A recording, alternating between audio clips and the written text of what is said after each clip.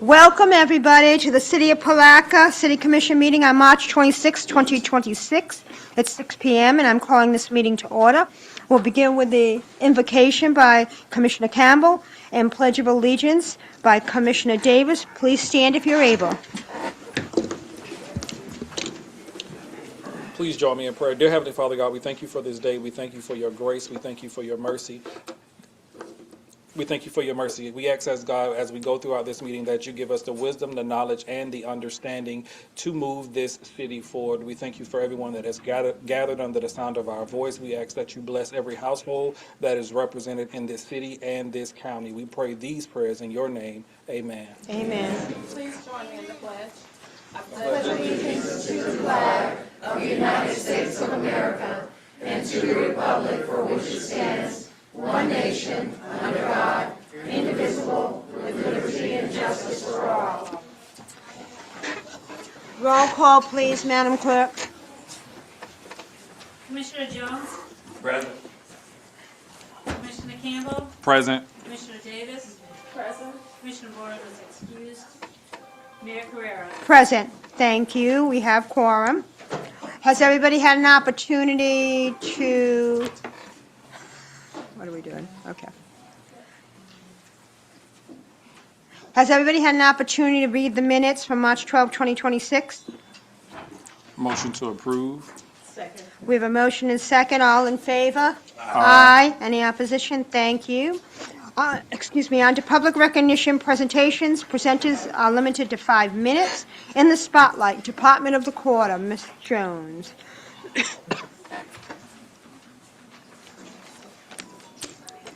Madam Mayor and Commissioners, thanks once again for allowing us this opportunity to recognize departments as well as employees. So for the month of March, we would like to highlight our water treatment plant department.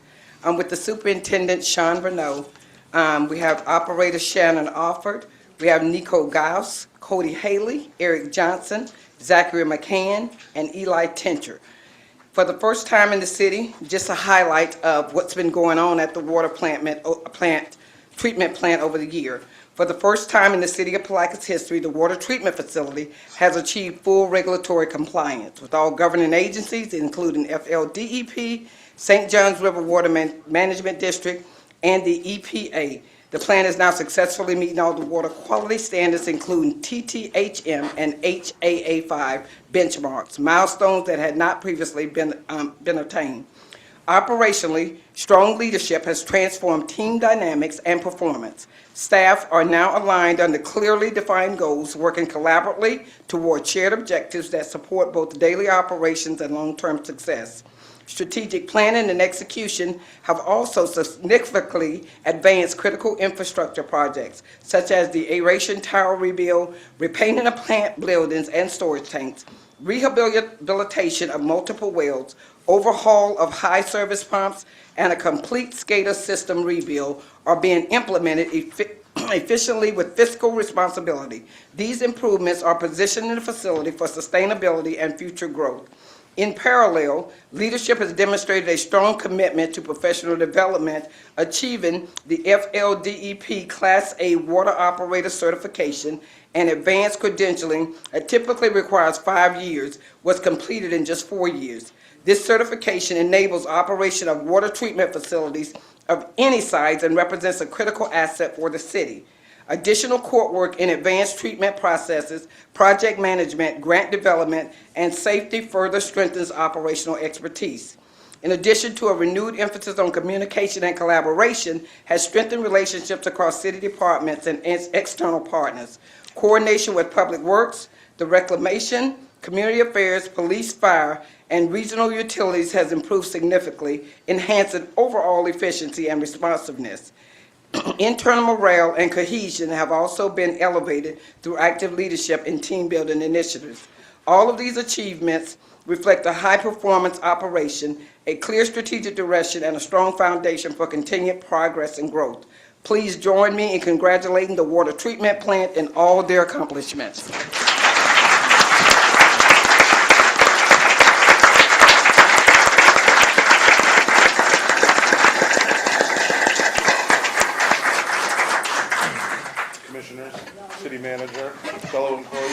citizens, thank you.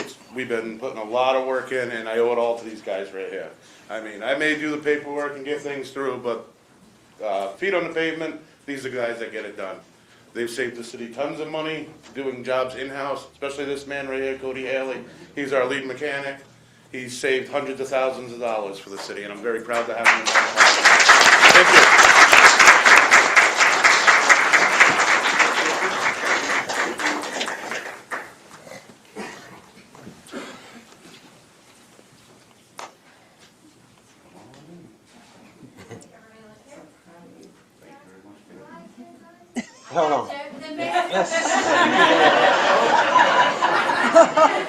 I'm fine. Go ahead, I'm just teasing you.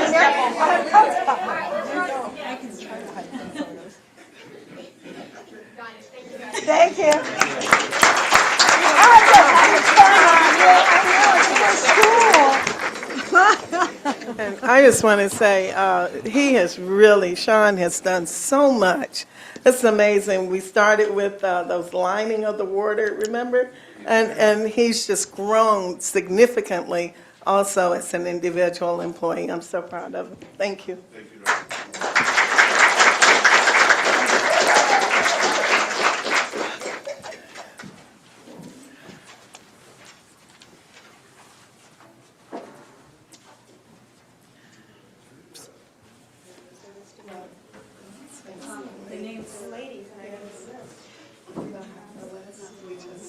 We're just going to call the name. Okay, where are you? Want to hear? Come on, with my able-bodied assistant. Okay, let me say one thing. Okay, go ahead. Please. Go ahead. Okay, so staff has informed me, and I found out too, that this is the month that women, should be, we live 12 months a year. We can take 1 month at least and recognize what women do. I mean, we do so much.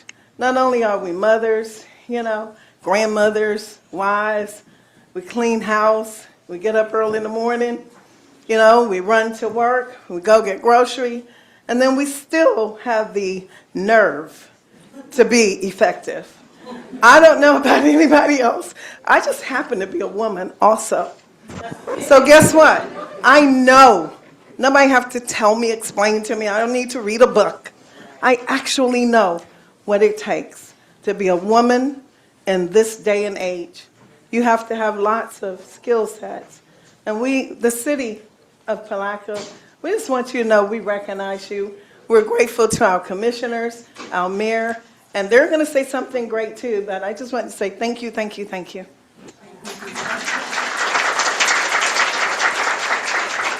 And to that end, we're going to recognize not everyone, because we have many women who have contributed positively to this community, but we're going to recognize some of those women this evening. Dr. Yvette Jones.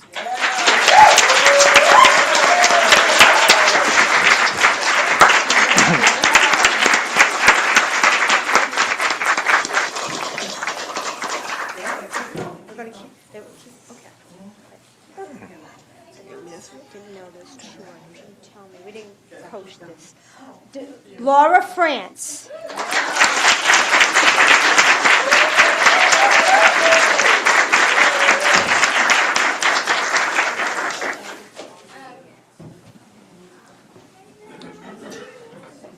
I'm going to mispronounce this. Aria. Aria. Okay, I am so sorry. And I never mind the last name, but Aria, you know who you are.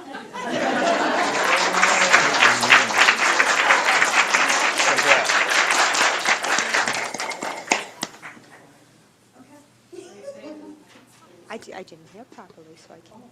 Can you go? Aria Aguirre.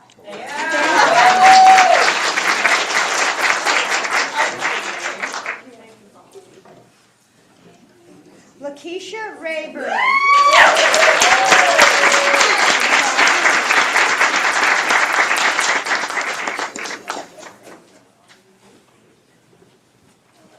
Allegra Kitchens.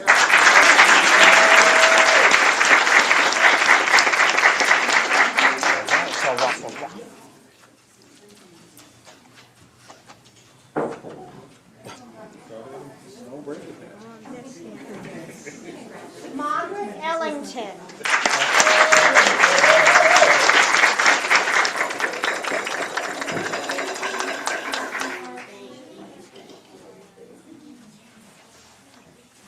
Erin Hughes.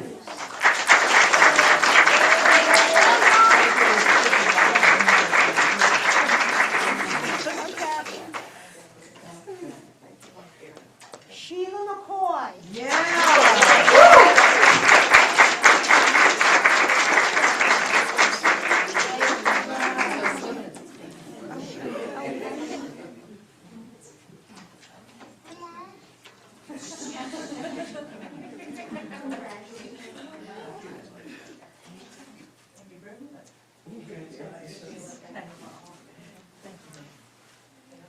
Audrey Wise.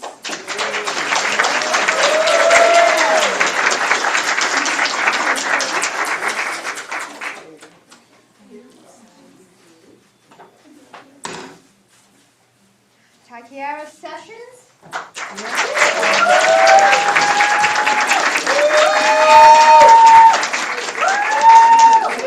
Okay.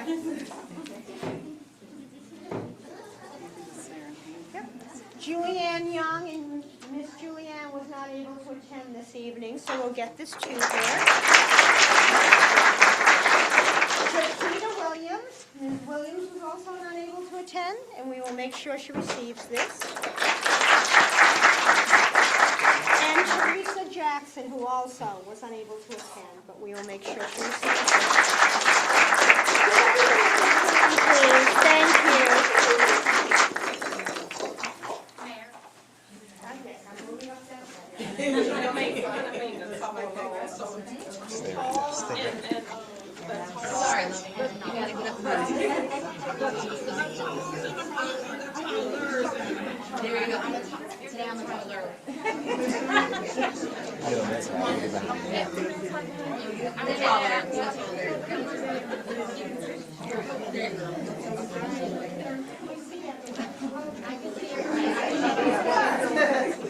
Okay, are we looking this way? Got it, thank you so much. Thank you.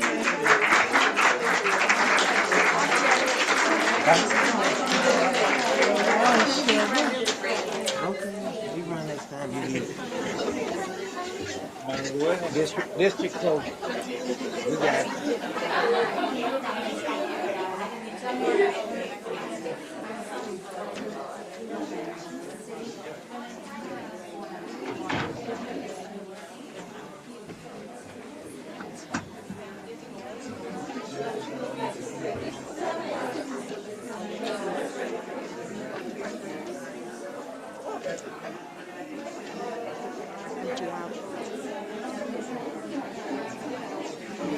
Aaron, I want you to go back and look at that video. I'm sorry, what? You got a famous moment, go back and look at the video. Yeah, what level are you talking to? It is, go look at it. What do you do?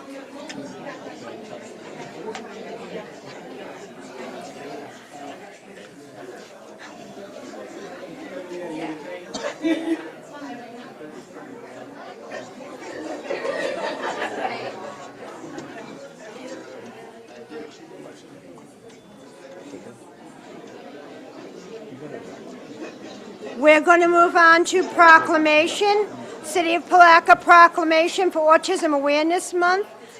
Whereas autism spectrum disorder, ASD, is a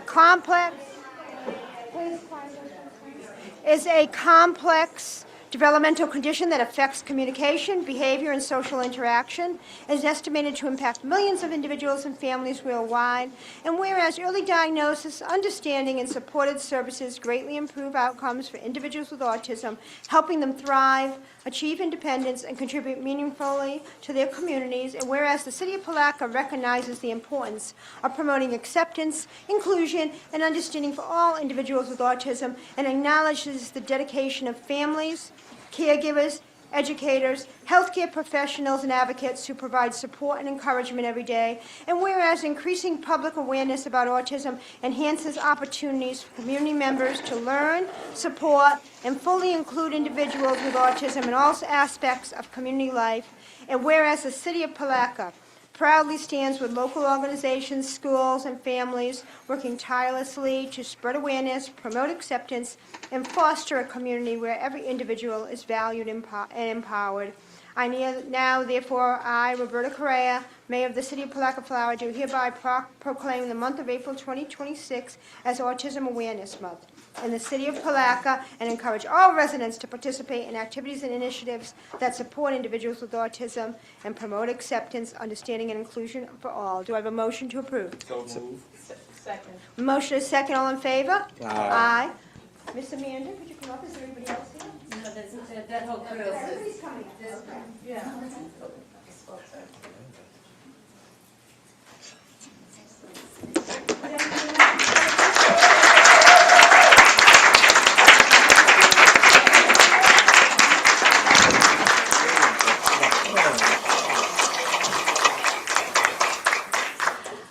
Thank you all for allowing us to be here this afternoon. We are the members of Zeta Phi Beta sorority, Zeta Mu Zeta chapter for Putnam County.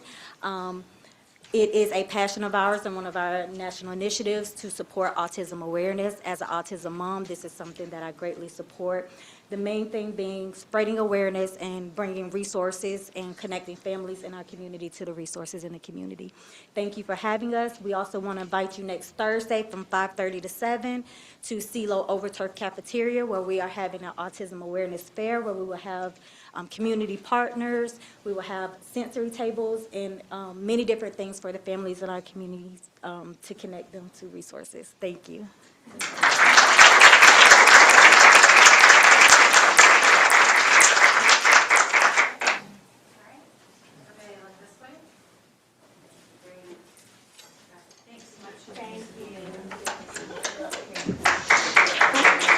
All you do.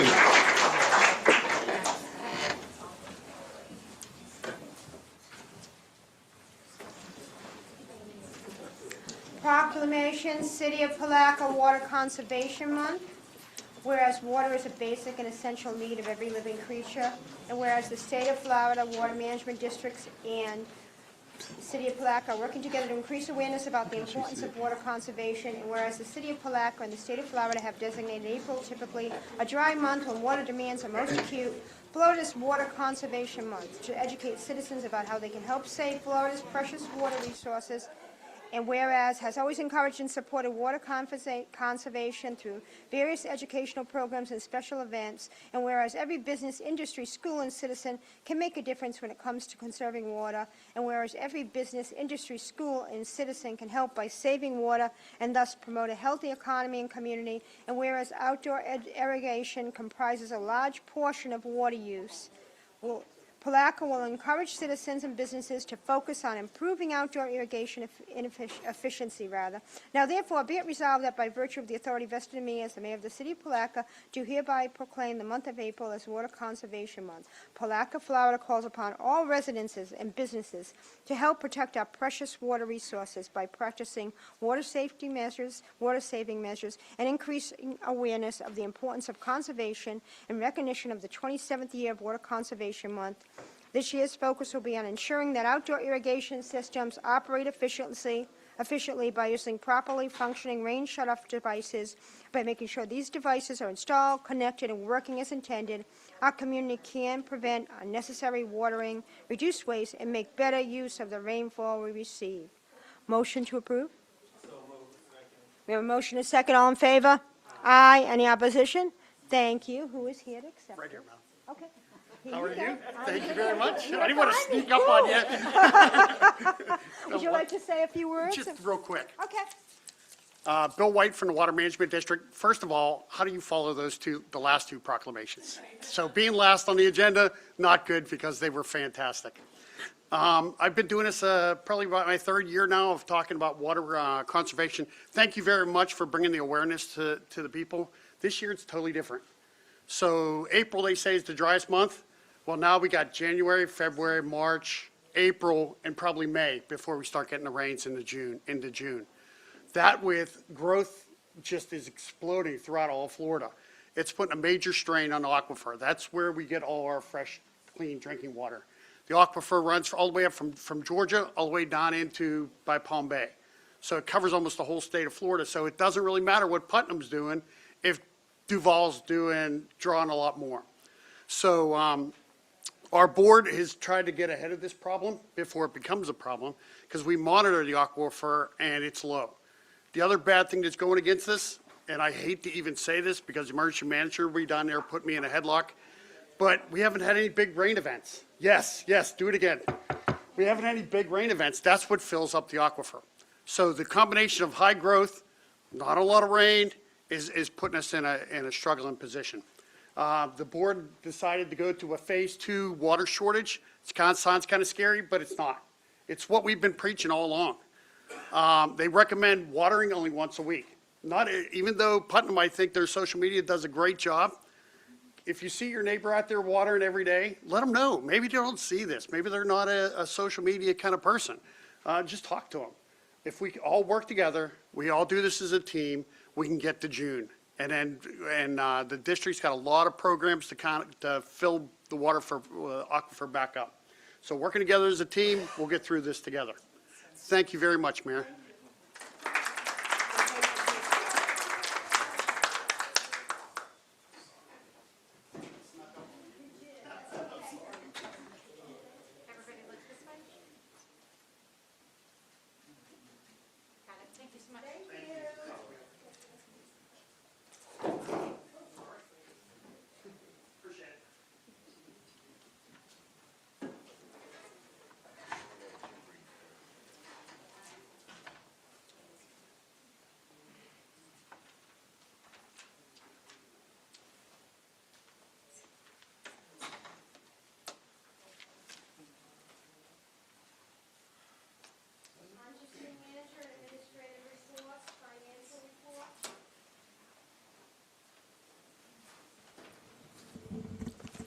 Greetings, everybody. I know numbers are boring, but that was exciting. All the things that happened. I'll try to bring the same excitement for finance. So here we have our dashboard, and overall, the financials are stable. We just have a few areas where we're just monitoring as we dive into the half of the year. We're 41% into the year. This is the 5th month of the year, and we're just monitoring overall citywide the revenues, and the revenues for the airport and utility we're monitoring closely. Okay, you can go to the next page. The next page is an overall dashboard for the departments in the general fund. Overall, the departments are doing great. The only department that we're monitoring, that's the Jenkins Gymnasium. If you scroll down a little more, you'll see the yellow there, and it's basically that project where we are renovating, and the project is moving forward as it should. So that's pretty much all that for this page. We can move to the next page.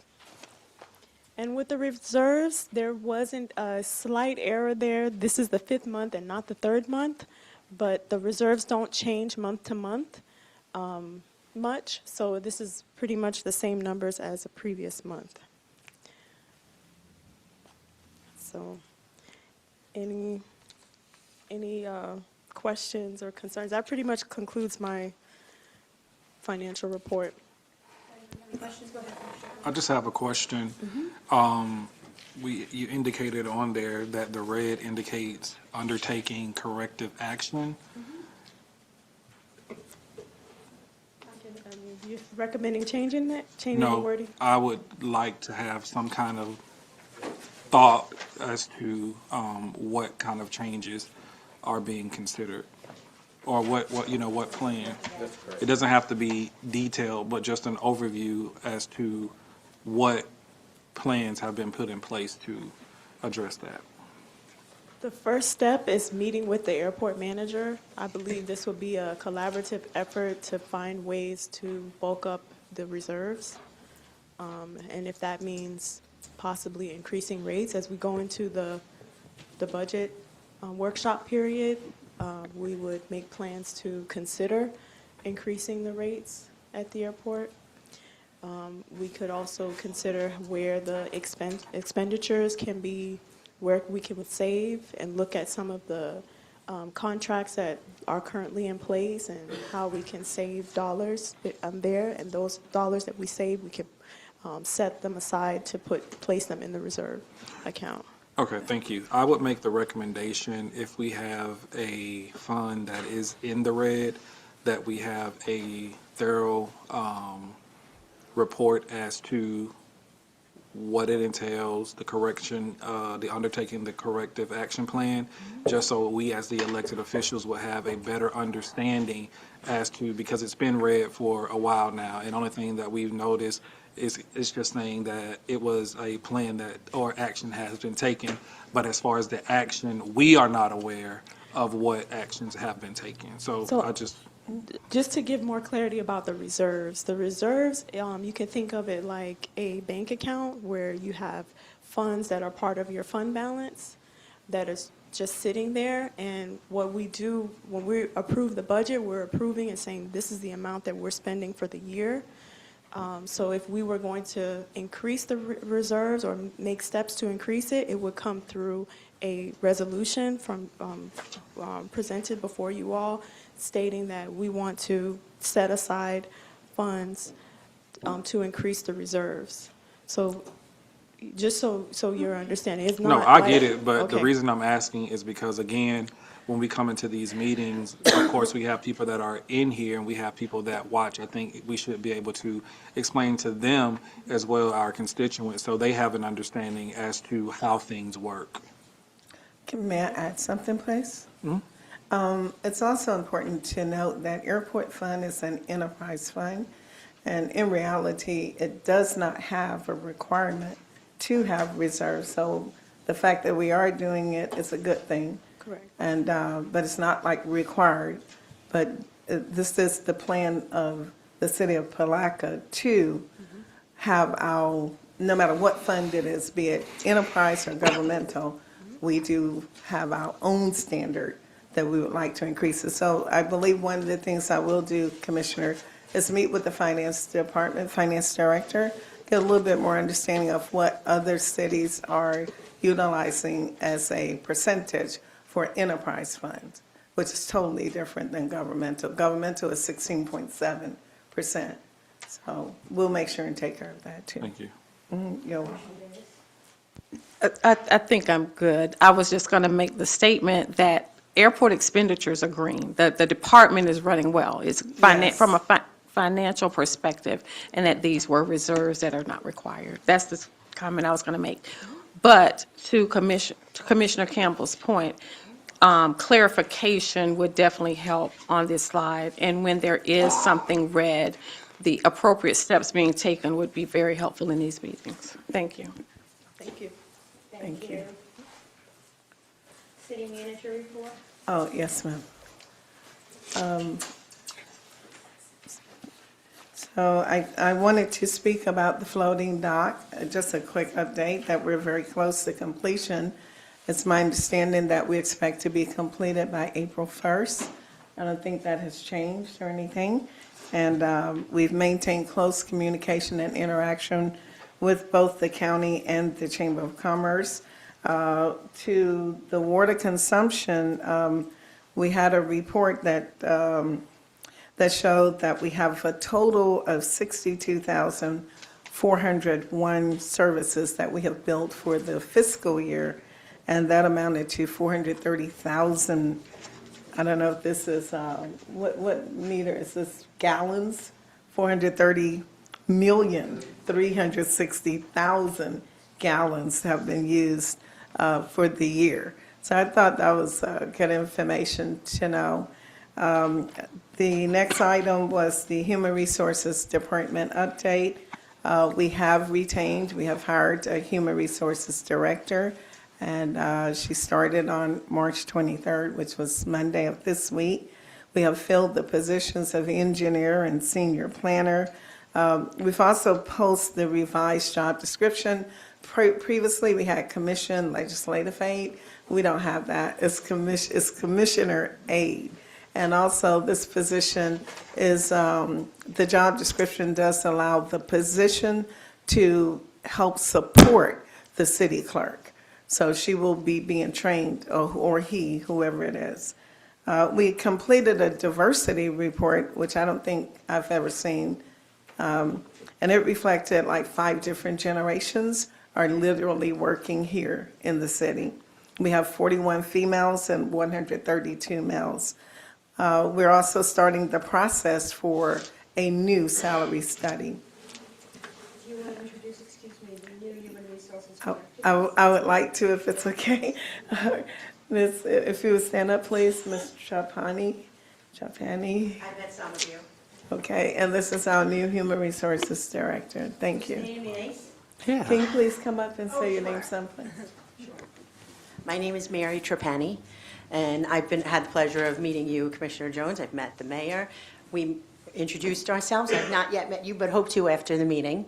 And I'm thrilled to be here. I'm so proud to have Ms. Jones and, of course, Amber. And we're just really excited the 3 of us feel we can do a lot of great things together for the city, for our employees. Thank you. And you you share- have would more you sh- than 25 years? I have 32 years of experience. Would you like to share where you come from and your area of expertise? You mean personally or professionally? Professionally. Okay. Always professionally. Okay. So my background is in corporate America, mostly in manufacturing facilities, sometimes manufacturing things like food, sometimes manufacturing things like airplane parts and things like that. So I have a lot of experience with unions, all different types of unions. I'm kind of known as an employee relations specialist, so you have a really sticky employee relations issue, whether it be, a diversity issue, a workplace violence issue, those kind of sexual harassment. I'm kind of known as somebody who can take those on. I love employment law. I nerd out on it. I read everything I can, digest everything I can. I was in human resources when a lot of the human resources laws were either implemented or upgraded. For example, FMLA started in 1994. I became the FMLA person and, was sent to California for 2 weeks to learn FMLA because California is where FMLA started and then it became adopted by President Clinton to the rest of the country. See, that's me nerding out. I'll stop doing that. So that is really what I enjoy. It's what I'm great at. I'm a very diplomatic person. I can remain impartial, take feelings and other things out of it so that I can make proper decisions and make decisions impartially always. And I think that I will be a great addition to this department because of all of that experience, the union piece of it, and definitely I also have a lot of organizational development experience. So that's developing policies and procedures that align with the strategic goals of whatever the organization is to make sure that not just the HR department, but the company in general is moving in the direction that the organization wants to move in. Thank you. Any further questions? Thank you. Thank you. Welcome. Thank you so much. I'm thrilled to be here. Okay. And finally, legislative update. Everyone knows that the legislature adjourned without completing a 2026-27 state budget. The governor did introduce the idea of eliminating property taxes, so we'll see what's going to happen, but thank you so much. That's it for the city manager report. Thank you. Any questions? Thank you. On to final revenue and expenditures audits. Yes, come please. The finance director is giving all of us an understanding of the final numbers that were submitted to the auditors, and I just want the commissioners to, be aware that these are the final numbers that actually went to the auditors. Go ahead, please. And this is just a standard procedure that we present this before you, so you are aware of the numbers that we are presenting to the auditors. And this is also a requirement by one of the Florida statutes that we present our numbers that we're presenting to the auditors. So the numbers represent journal entries that are required to convert the finances to GASB, which that's a standard thing that all municipalities do at the end of the year. So I won't bore you to death on all the entries, but it's lots of fun for us that love numbers. And the audit process has started. Oh, yes, and the audit process has started. Okay, thank you. Any questions? Go ahead. I don't have a question, I just have a comment, and I want to say thank you. I know it was a lot of work when you came on and getting your hands around all of the things that need to be submitted by the deadlines, and I want to just thank you for getting the city into a place where we're timely with our submissions and definitely meeting our requirements. So thank you and your department very much. Thank you. We have an excellent team. Thank you. I'm going to open the floor to public comments. Please limit your public comments to 3 minutes. And these are for items not specifically on our agenda this evening. We'll start, Mr. Brinson.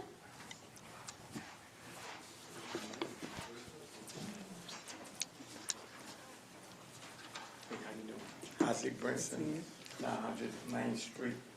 I came down here today to ask about this project that they're doing with the water lines.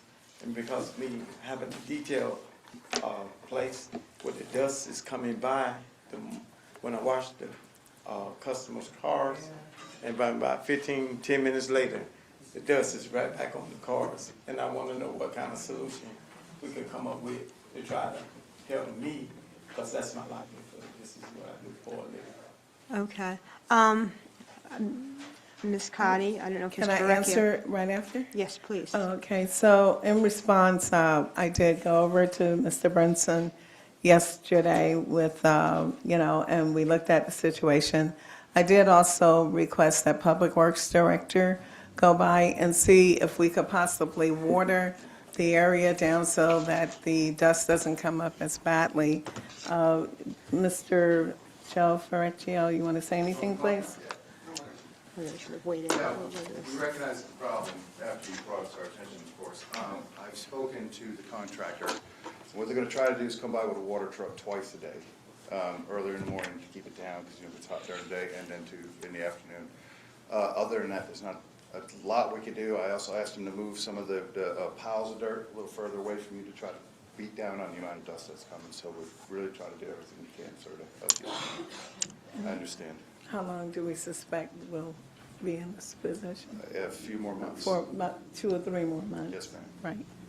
So what do I do about my business being affected? Come up, please, to the mic, Mr. Brinson, because we can't all What do hear I you. do about my business being affected by that?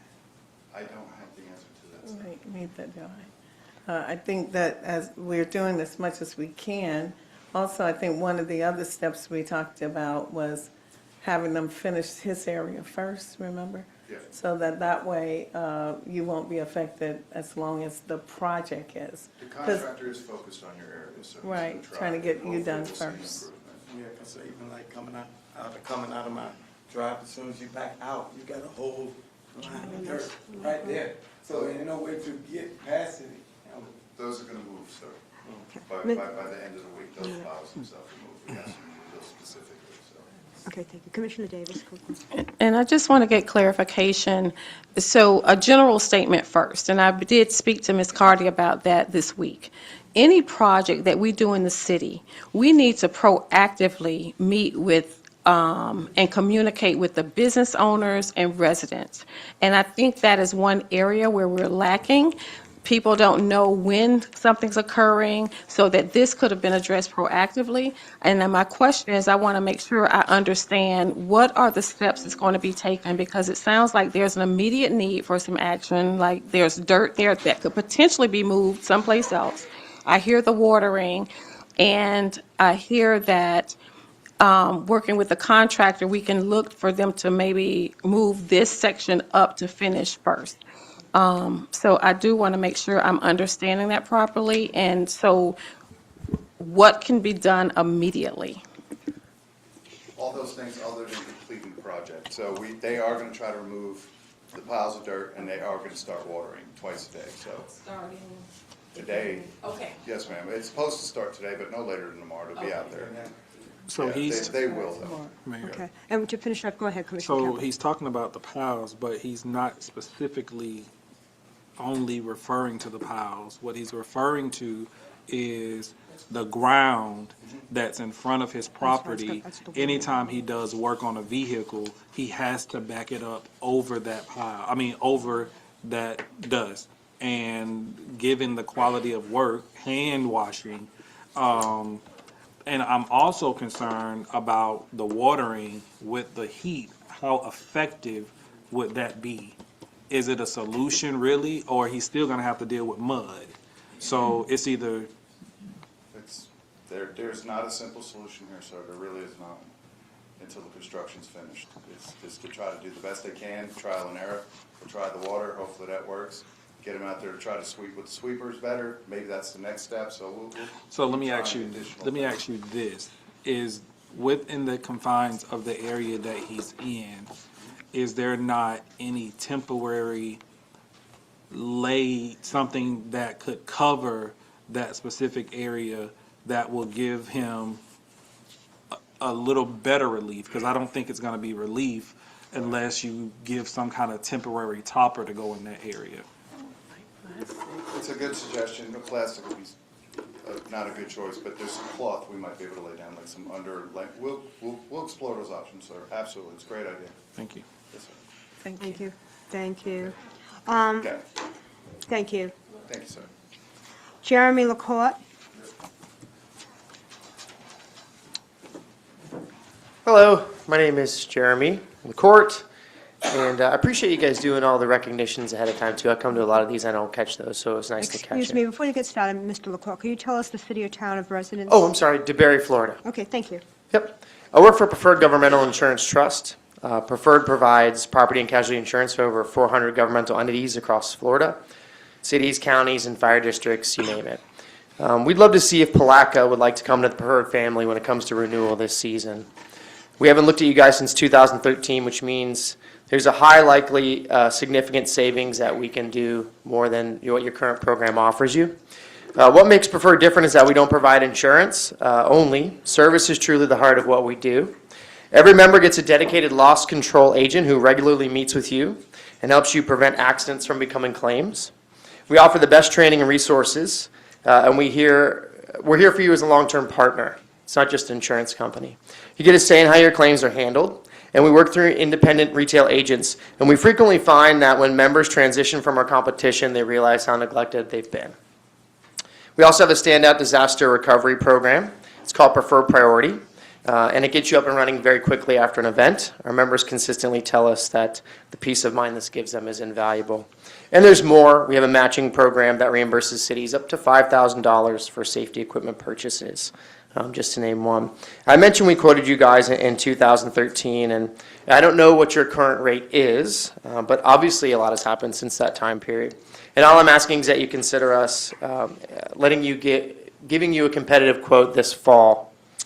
And if you decide to go ahead and let us just do that to give you the quote, there's usually two outcomes. Number one, you love the quote and we work together, which is my favorite outcome.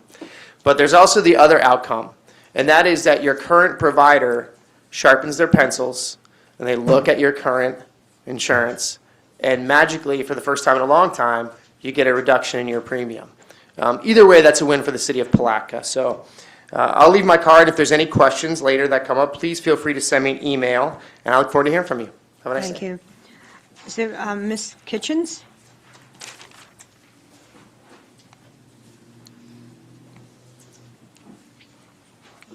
Allegra Kitchens, Palatka, Florida, and I just want to give a shout out to your city and streets department, water and streets department.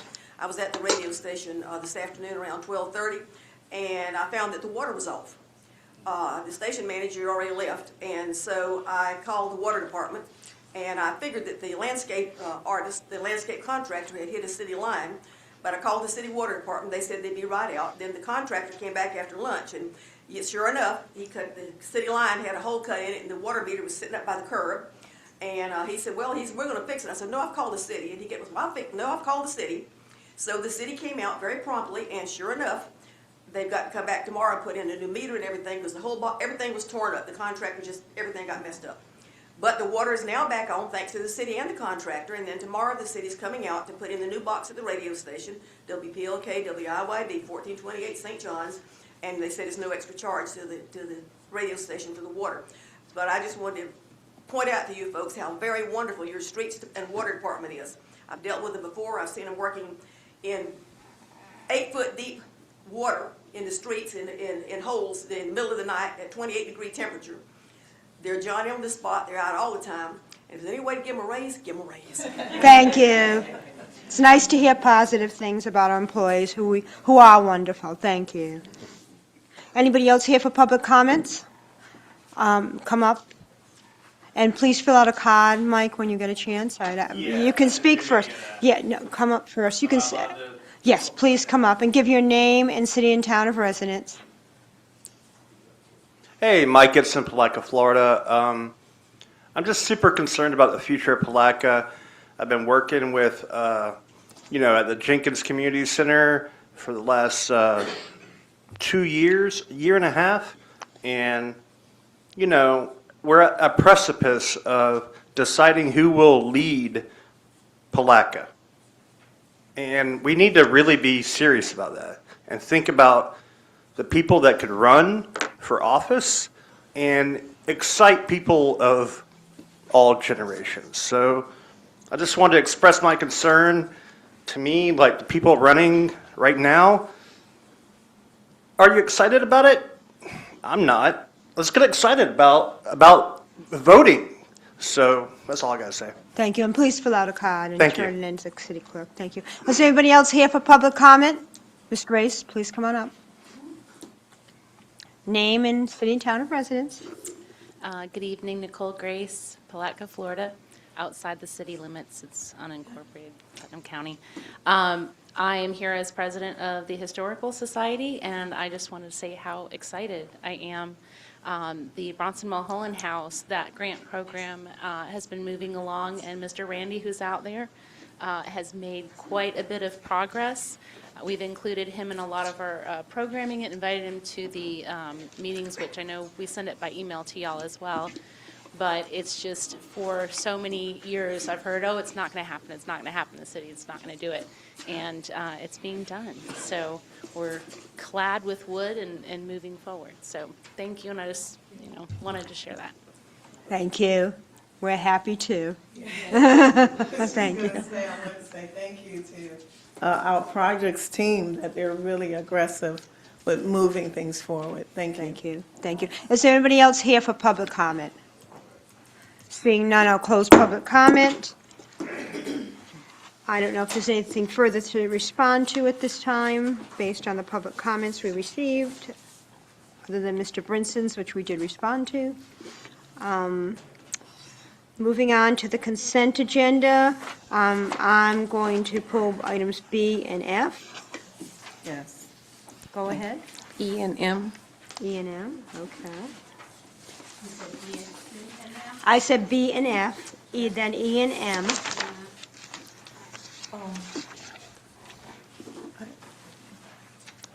Mayor? Yes. I'm sorry. F is that streetscape. Uh-huh. Is there any way to pull it off of the agenda, or once it's on, we cannot pull it off? So it just got pulled? But pull me now to discuss it. I wanted to pull it Pull for for removal. off. But- Yes, for but you- removal. Yeah, we will, and that's why I thought when we got to it, once we get through Oh, to okay. that portion. Yes, Yes, thank you. thank you. Any other items to be pulled? I'll make a motion that we accept the consent agenda excluding items B, E, F, and M.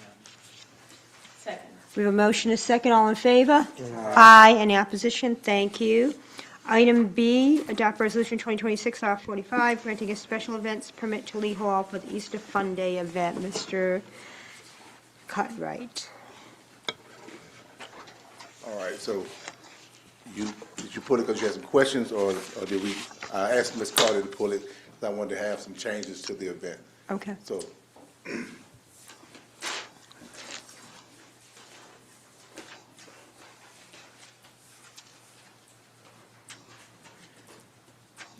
after,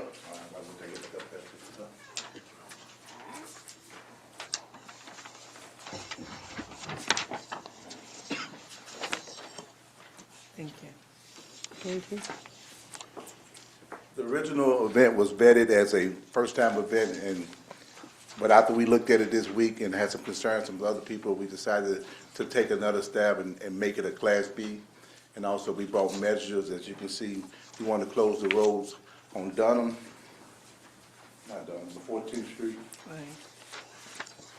from Creel to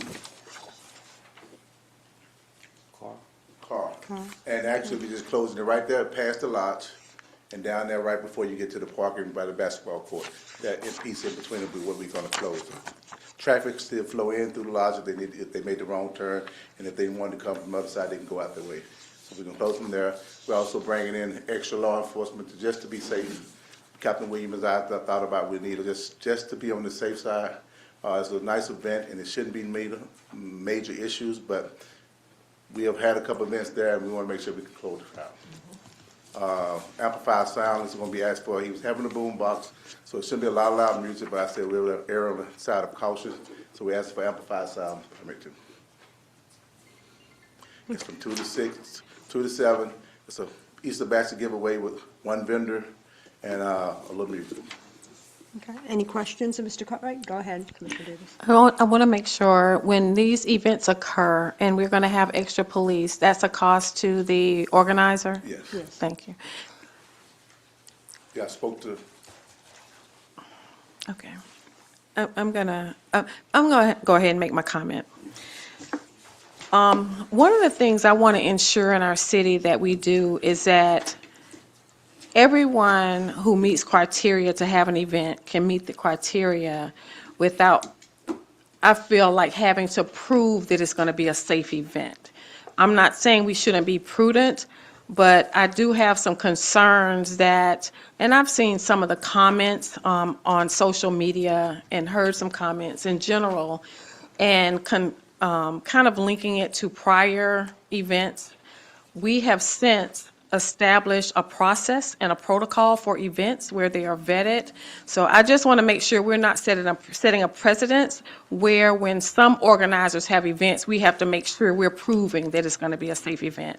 All of our events should be safe, and we will handle anything that is not acceptable accordingly. Thank you. Thank you. Any other questions, discussions? Is there anybody here for public comment on this item? Ms. Kitchens, come on up.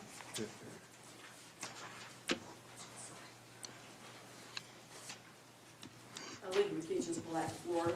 I'm glad you pulled it. I too had some concerns, but I wasn't going to ask it to be pulled. Probably 2 or 3 years ago, maybe longer, there was a Easter egg hunt. It was permitted, it was allowed. The person that put it on filled out all the paperwork, everything was in order, everything was great. The Easter egg hunt went great. The kids had fun. Everything was wonderful until 3 o'clock. 3 o'clock in the afternoon, a bunch of adult men in cars with boom boxes pulled in all around Hank Bryan Park. They pulled in people's driveways, they parked on their lawn, they blasted boom boxes, and according to the people who witnessed stuff, there was alcohol and drugs flowing. And that very well concerned the people in that area. I don't live in that area, I'm several blocks away, I'm not concerned about it, but I just want to point out that it was previously, it was an allowed event, and the event planner had they didn't do it. These outside people came in and ruined the event for the children. So I'm glad there's going to be a police presence, because it does happen when you have children's events, which are supposed to be good for children. Before you know it, some adult has decided they're going to come in and ruin it. So I'm glad the police are going to be there. It makes me feel better about the event, and hopefully there won't be anybody parking on people's lawns, parking in the driveway, blocking their homes, cussing, drinking, and drugging. This did happen, and I can't remember how many years ago it was. I think it was when Mr. Campbell, that he hadn't been elected too long. It's been quite a few years ago, but I haven't forgotten it. And it was very important. It was very scary to me, because I was concerned about the children. And they had a really good time. Everything was wonderful. All of a sudden, boom, it went downhill. So I just wanted to say that and say thank you for providing the extra law enforcement. Better to be safe than sorry. And there is a criminal element in Palatka. Culture has nothing to do with it. Race has nothing to do with it. It's got to do with ignorance. There's a criminal element in Palatka that like to break into children's parties and do stuff. So thank you very much.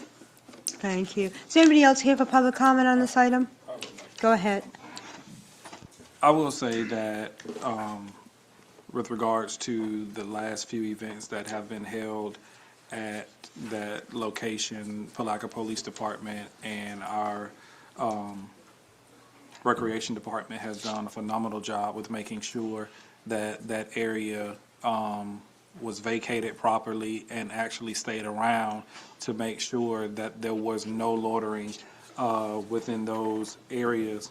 Also, I want to make sure that to acknowledge the organizer of this event who has had a previous event who has went beyond to ensure the safety of his events that have taken place with regards to lighting, with regards to extra police officers, and all of those things. So I want to make sure that we don't overshadow this individual because the previous events had nothing to do with the organizer of this event.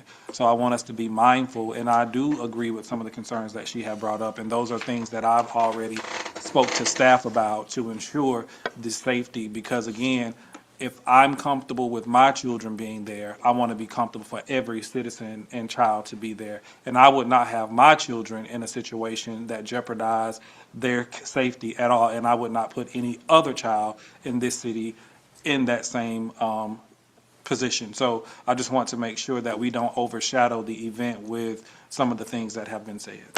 Thank you. Go ahead. Go ahead, please make a motion. I move that we accept Resolution 2026-R-45 with the noted changes. Second. Motion is second. All in favor? Aye. Any opposition? Thank you. On to E, adopt Resolution 2026-R-47, approving Amendment 2 to Grant Agreement 25 PLN 18 FDEP Vulnerability Assessment Mapping. Yeah, I pull that, Mayor. Yes, go ahead. Just a question. It looks like this started in 2024, and we're extending the time. It looks like we needed more time to, I believe, have the deliverable by September 2026.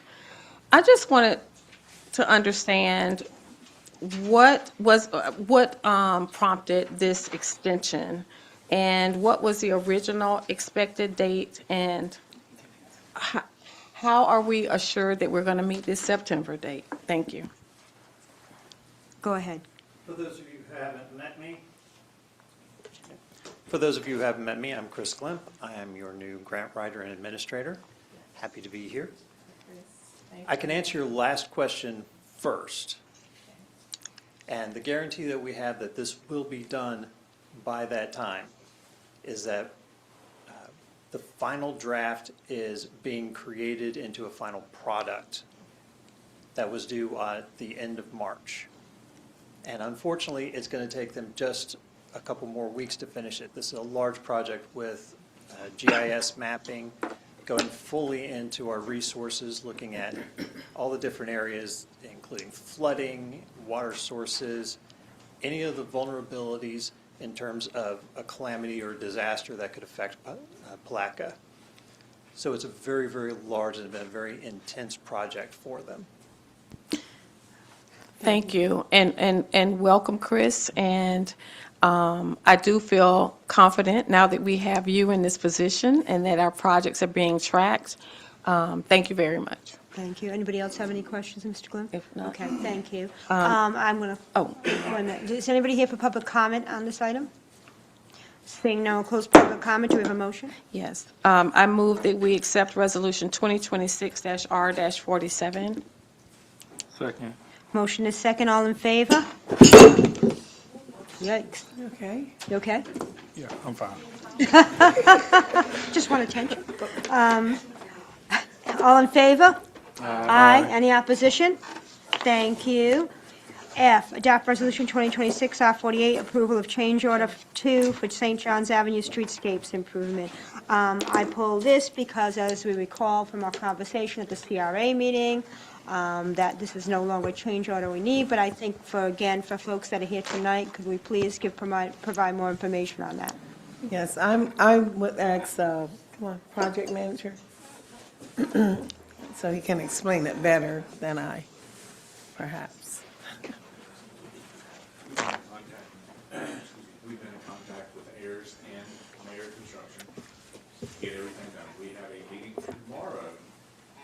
this stuff cleaned up, and we should have boots on the ground back working tomorrow. Cool. So hopefully, this is the last we're gonna speak of this, we hope, and we're back on track. That's our goal. Okay. This has been- And there was a source of confusion that there was an expectation we needed larger conduits for the electrical, and that turned out not to be Yes. accurate after Mr. Verrecchio reviewed the plans. Okay, thank you. Okay? I Do we think have a that's it. motion? So move. Second? Second. All in favor? Aye. Any opposition? Thank you. M, adopt resolution 2026 R54 approving the purchase and installation of a splash pad for $484,421.25 to Aqua Underground. Commissioner Davis. Yes. I pulled this because I want to ask Ms. Cardy, I know this is, and I'm agreeing with what we're adding. My question is this project, do we have the complete scope of the project? And where I'm going is, this is a change order to add I think the flooring. The installation, more of the installation. More of the installation. So the reason I pull this is to ask, and one of the concerns I brought up previously is about cost. Is this the cost, and will it continue to rise based on additional items? So my question is, for this item, the installation includes obviously the splash pad and now the additional. And does this include, we talked about some kind of Fencing, barrier or fencing? I'm using the Yes. term fencing loosely.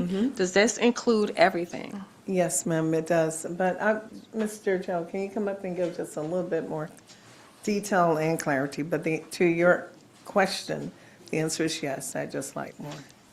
And what is the increase of cost attributed to Well, exactly? Let me do one thing. Okay. The original cost that we've been talking about for 2 years was $375,000. Right. We all know that. However, during that period of time between when we started talking about it and now we're trying to implement, there were costs that, were not being considered initially.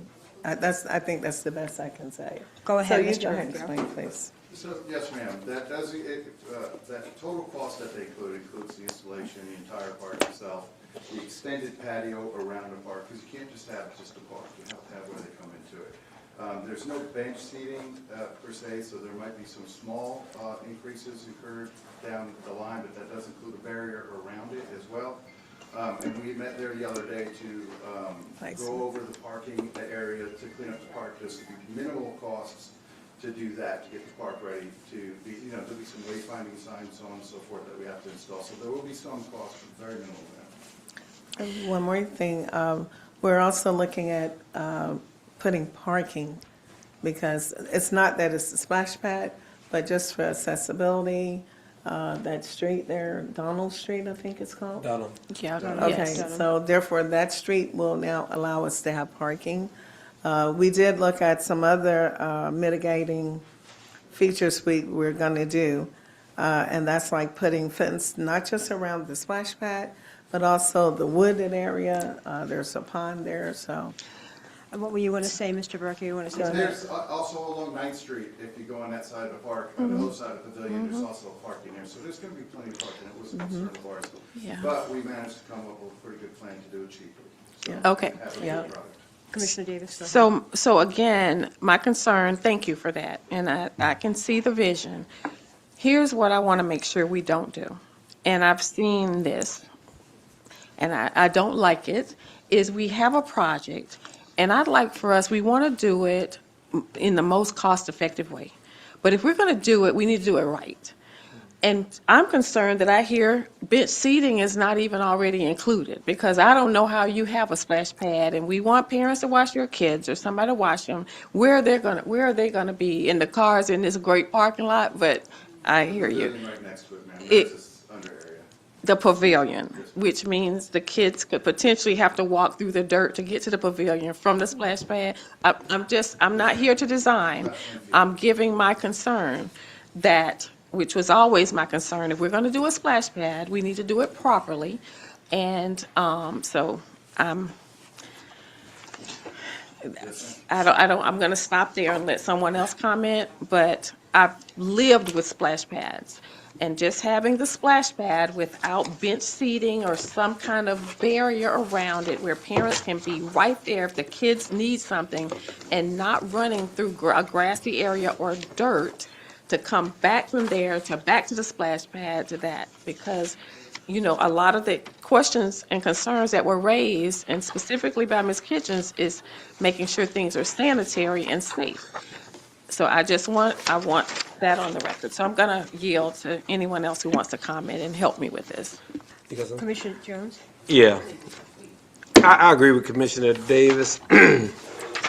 And on this particular splash pad, we did go out there and have a site visit, and I hope that we all go on a field trip out there. And to her point, when we're presented with these renderings, this is what we expect. Something definitely very close to this. And the reason why I'm saying it is, to her point, that includes benches. That includes shade areas. Matter of fact, just last week, I went out to the county, and they have installed another shaded area, because that's an open area, and as we saw, it has to be put out there, or parents won't be out there to watch their kids. And we got to take it into consideration. The second, and I didn't say it to you guys when we were at that meeting, but the increase of cost, it was kind of puzzled me a little bit why it would cost more to have it at Booker Park versus the riverfront. I still don't get that. But I wanted to say it in front of all my colleagues so that you know that no sidebar conversations went on with staff. Right. I'm saying it now so that we could have those questions answered. However, the expectation is similar to that, very close, because we don't want to get out there and none of that stuff is not out there. For the amount that we're putting into this splash pad, it's supposed to be quality. We want to make sure that Booker Park get the quality that the riverfront would have gotten. Exactly. That's all I want to say. Thank you. Precisely. Thank you for the comments about the benches.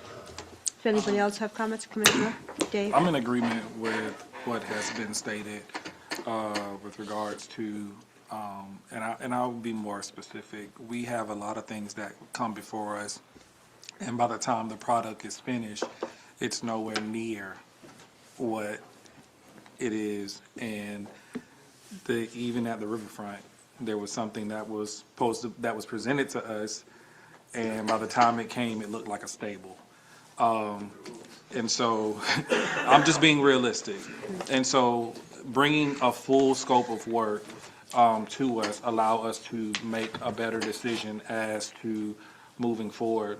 And even just thinking about, I'm not sure if we want these kind of benches or, you know, if we want the benches that they are approving at the riverfront, which is $2,000. And, you know, so those things, when you say minimal cost, that's not a minimal cost, but we don't want lack of quality because of where it is. We want to make sure, even with the pavilion that's there, if you have on a hot summer day, you can probably only fit 2 families under that pavilion. So we have to think about it more long-term, because there is going to be way more cost, and it's not going to be minimal with regards to making sure that the safety component, the health component, because Ms. Allegra, I got to give it to her, she came with a full list of things. And again, walking through grass, not knowing if animals are trekking through there, not knowing all of those kind of things, that is a health violation to me. And honestly, I wouldn't want my children to be a part of that, because it opens, but there's a better chance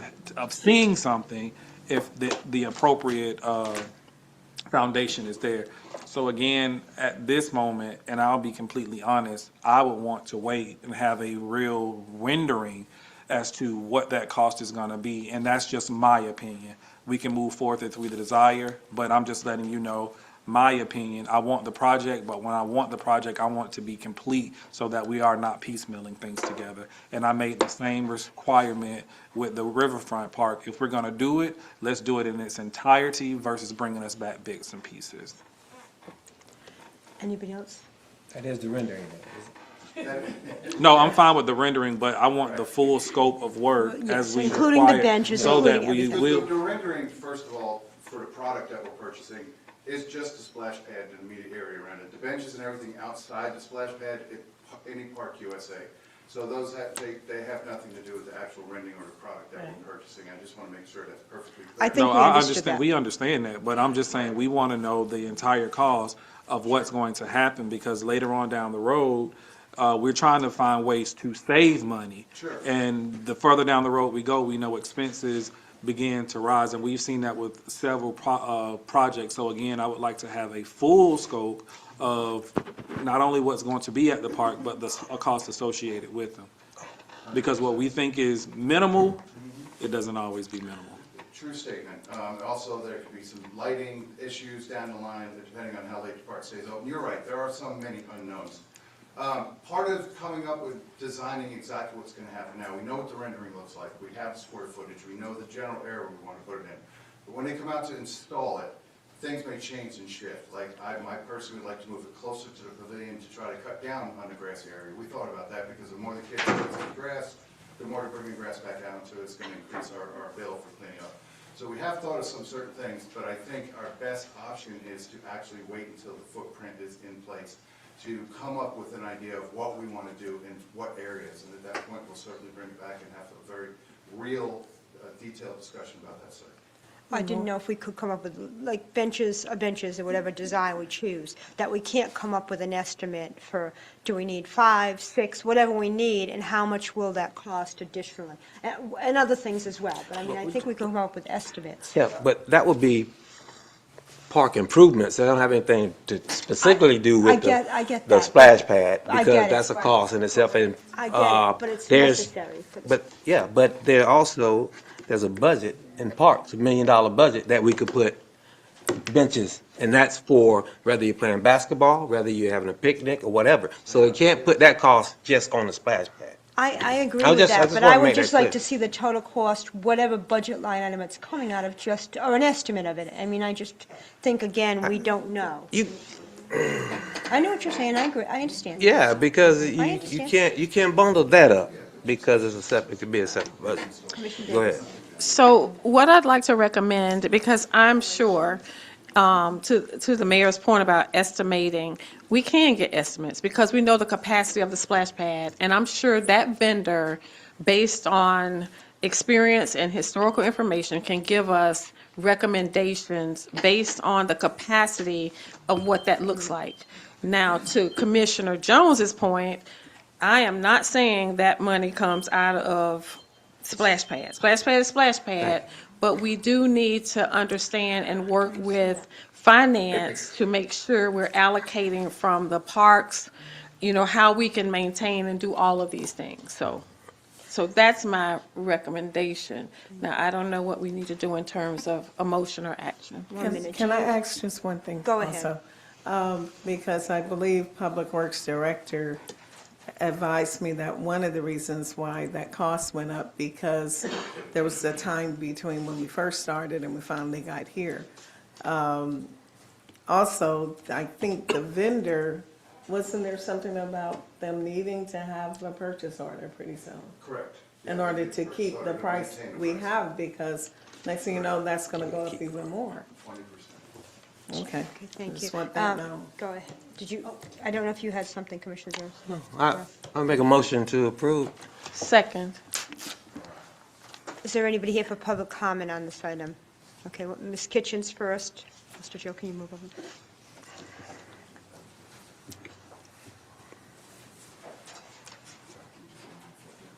Elizabeth Kitchens, Palatka, Florida. I had thought about the snakes in the grass, so to speak, and when Ms. Davis was talking about it, I was like, oh my gosh. Yeah, you all need to make sure that whatever the walkway is to the splash pad, that they don't have to go through the grass or leaves or anything like that. I would suggest moving it as close to the pavilion as you can. And as to the benches, if you all have ever sat on a metal bench when it's super hot and super cold, you don't want to do that. I suggest wooden benches. They feel really, they're hot and they're cold, but they're not as bad as metal. I would suggest wooden benches, similar to what they have around pools and stuff, which will come out of the park stuff. But as far as the expense goes, and what, thank you, Commissioner Campbell, for mentioning me. The list that I gave you all did not come from me. The state of Florida, the Department of Health has regulations, very strong regulations on the operation of these splash pads and what you have to have in place. It's the same regulations as what you have to have for a pool. This is the cost of installation. You haven't talked about the cost of maintenance and running and doing that, but it looks great. I'm excited about it, but I do hope you can get a canopy over it because, you know, that water's going to be kind of hot in the summertime. Thank you. Mr. Idz, Mr. Idz, come on up. Give your name, yeah, you can fill out a card afterwards, but please do so. Name and city of town residence. Mike Gibson, Palatka, Florida. Thank you for guiding me through the process. I was a little confused about that. This is a values versus money conversation. I feel like a lot of you are invested in the idea. I was against this idea originally because somebody said, hey, we already have a splash pad near Theobald Park. Yeah, the Triangle Park. Well, why can't we be a 2 splash pad city? So yes, I feel like all these conversations about benches and you know, a great canopy, and they're important, but something to give kids excited about going by the river. That's, I mean, how can you put a price on that? So I'm excited about that whole idea. I hope that you guys can work it out. Trying to think if I have anything else to say here. Yeah, I just hope you guys can kind of greenlight this because I think it's a great idea. Let's be pro Palatka. Thank you. All right. Is there anybody else here for public comment on this item? Seeing no one, close public comment. Do we have a motion? I already had. Okay. It's a vote. Okay, I'm sorry, I'm spaced out. All in favor? Aye. Any opposition? Thank you. Mayor, I need some clarification on the consent item F. Yeah, that I was realized pulled. that. I believe you made a motion to approve, and I think that Yeah, that was. no, we made I think can somebody please state the motion again? No, it wasn't a motion, it was. Well, what occurred was, that's why I was looking, you Yes, said and I- so moved. I don't know Yes. what was moved. Okay, so we need So- a repeat of the motions when they're made. So, yes, and so it needs to be pulled permanently. Yeah, I thought we had that discussion, so. yeah. So, but restate it. I purposely asked the question that when we pulled that it was to be pulled.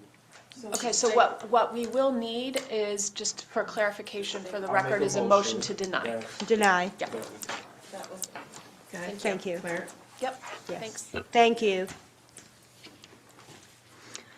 7, discussion direction renaming Napoleon Street. Who's going to speak to it first? Oh, I don't mind, I guess. Go ahead, Ms. Cotty. Yes, ma'am. Do we need to discuss it? So, the city had been given an opportunity, or at least just to look at a possibility of securing a property next door to the annex. No, we're on Napoleon Street. Oh, we on Napoleon. Oh, I'm moving so fast. Sorry about that. Sorry. The Brooks, I thought aren't you gonna? Yes, that's Let's make it that's happen. what it's about, but it's about renaming Napoleon Street, so that, yeah. The presentation was done. I can speak Yes. about it, Yes. if Go that's ahead. okay. Last week, there was a presentation by the class of 1969 from Central Academy. Mr. James spoke about it, and the request is, the class has submitted an application to the city, as well as signatures from citizens of Palatka with a request to rename Napoleon Street to the Fred R. Brooks Street Drive, or whatever is the appropriate name for that. So that is the request. Yes. And so what we're asking is that we have some direction about where would we like to go with this, because there is also an additional process with the county. It's called the 911 coordination. However, we still would need to have a resolution or something of that nature from the city, just saying that you are in agreement with So, Ms. West, if you could outline the Thank you. steps for us, Sure. please. There's, and I do believe it's part of your agenda package. It is. There is the Putnam County 911 coordination, where basically you have to go through this process with the county. The Board of County Commissioners approves of it after they coordinate with 911 dispatch services so as not to cause confusion with 911 calls. After the Board of County Commissioners approves of the renaming of the street change, we ratify that change through the form of a resolution. So there are numerous steps that need to be achieved before you adopt your resolution for ratification. Commissioner Davis. Okay. Clarification, because I did read what was in the packet. I want to make sure I understand. So the street is in the city. Because there's this 911 component to it, it has to have some county approval. My question is, so in cases like this, the applicant needs to go to the county and not come to the city? Is that what we're saying? Or do we need to agree or provide support for that applicant first in the city and then our process? Because here's why I'm concerned. Thank you for clarifying the 911 situation. I don't see a process in the city of Palatka for requesting a street to be renamed. Is there one, first of So, all? We do have, no, we don't have a particular code provision for this. We do have to go through the 911 because that is who we have an agreement with through Putnam County for their dispatch services. Correct. We don't have our own dispatch service. Correct. So- But what I want clarification on is, we have an agreement, the city. So the city has some responsibility in, when I'm going to use the term approving this request before it ever goes there. And I think that's a question. Otherwise, someone could just go to the county to have a street in the city renamed because we have a 911 agreement with the county. So yes, that actually is what is contemplated. Any person may initiate the process to name or change the name of a public or private roadway anywhere within Putnam County by going through this process.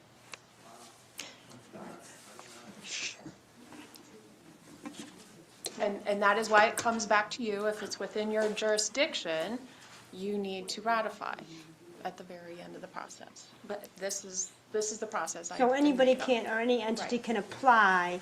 Ultimately, the city has to ratify it if it's within the city limits. So county first, then city. County, city. So my question is then, for this, which was submitted in January, we're just getting this clarification, which is a little concerning to me. And then, if that's the case, then the information really that's been submitted, the application just needs to be, the person who submitted it needs to just go fill out the application requirements as outlined, I believe, in what we saw here. Yeah, I have no awareness that this was submitted in January. The applicant proposed this to the county in January? No, the applicant, I'll let the city manager Yeah, speak. he did. The applicant met with me December 11, 2025. We had a meeting. I gave him understanding at a minimum he needed to get signatures and do a petition so that he can be placed on our agenda. As we prepared to put it on the agenda for voting and so forth, between our chief of police and city attorney working together, they understood that, no, there's another process, and that's called the 911 coordination. So initially, what my understanding is of what I'm hearing from Commissioner Davis, is there not an opportunity for the process to start with us, and then we submit the application, or do the appropriate correspondence? Because I don't remember this being as difficult when we renamed 11th Street A. Philip Randolph, and then we did 19th Street Martin Luther King. So I don't understand that this process was not, it was the same, but it was, I thought we initiated it initially. Because had that been the case, when he met with you, you should have directed him to One at a the time, county. please. Right, and of course, at that time, I didn't know. I even tried to find out, okay, well, what have they done historically? Because it's not the So first time. let me ask this question, because I don't want to extend. Attorney West, are there any policies or procedures that we can implement to mainstream and simplify this process if we were to have someone to come to us again in the future? Taking in consideration, knowing we have to go to the county, should that be the first checkoff on the box, or should coming to us and we initiating? I'm just looking for a process. Sure. We do have a code provision that pertains to the renaming of parks, open spaces, and community facilities. So we could potentially amend that code provision to include street renaming, but it currently doesn't contemplate that. I should also note, in the street name petition instructions from Putnam County 911 Dispatch, it again starts with any person. We are a municipal corporation, we constitute a person, so we can also initiate that process. Nothing precludes the city from supporting such an endeavor on behalf of an individual or on behalf of the city. So. Go ahead, Commissioner Jones. So can, the presentation was here from the class and the speaker already, and I think consensus was we wanted to make it happen. So at this time, can we direct you, Ms. West, to make it happen? To apply to the county? As representative of the city, Yeah. you do that and make sure we get that done. And I think it's simple as that. Is it that simple? Just to be clarified. We can certainly support the endeavor in terms of going to collect the signatures of the 80% of the affected parties. But I thought It's already done. Oh, okay, I'm not aware of that. That's what you said, Ms. Yeah, Cardi. the applicant did collect 100 signatures, and I spoke with him today. He said he even had more signatures. I did let him know that we would support him, by doing exactly what you're saying, that we would grab the information and submit it on his behalf to Putnam County 911 Division. Go Okay. ahead.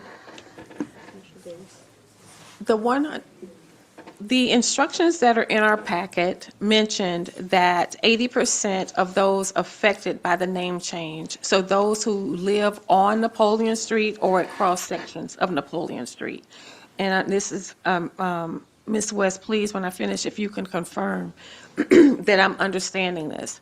If that is the case, the 100-plus signatures that have already been obtained, the instructions were given for them to get those signatures from residents of the city of Palatka. That's the instruction that was given in December. What I'm hearing, though, is the requirement is 80% of those impacted by the name change, which could be a different set of signatures. So that's one requirement that has to be met before. Right. I am asking, as just was previously asked, based on, obviously, we gave a constituent incorrect information or incomplete information. I would like to see the city submit this on behalf of the applicant, that all the work that has already been done. There is an outstanding item for the 80% signatures, but other than that, based on the requirements, it can be executed from the city, and I believe, Ms. West, you just noted that anyone could initiate that, including the city. So that is what I'd like to propose as well, in support of what was already asked by, I believe it was Commissioner Campbell or Commissioner Jones. And the applicant, just to add on, I made him aware of the 125, and he says that's not a problem, they're ready, etc. Yeah, so I just want you to know that. But again, to make sure the process goes as smoothly as it can, the impacted individuals on Napoleon, to make sure Yes. those signatures are on there. Right. We're committed to assist with I that. still would like to see that a policy is put into place. That part. That Yeah. clearly Updated code. identifies and outlines what we just summed up and Agreed. talked about. so that there is not room for error, and that we have something that we can present to anyone that is wanting to do that. And maybe even amending. Miss Go ahead, Ms. Commissioner West, Davis. you mentioned that we could modify the existing code, amend the code to include streets. Would that, from your professional opinion, provide the level that we need for future requests like this? Or do we need something more substantial? An ordinance is the best way to notify the public and maintain consistency over the course of time.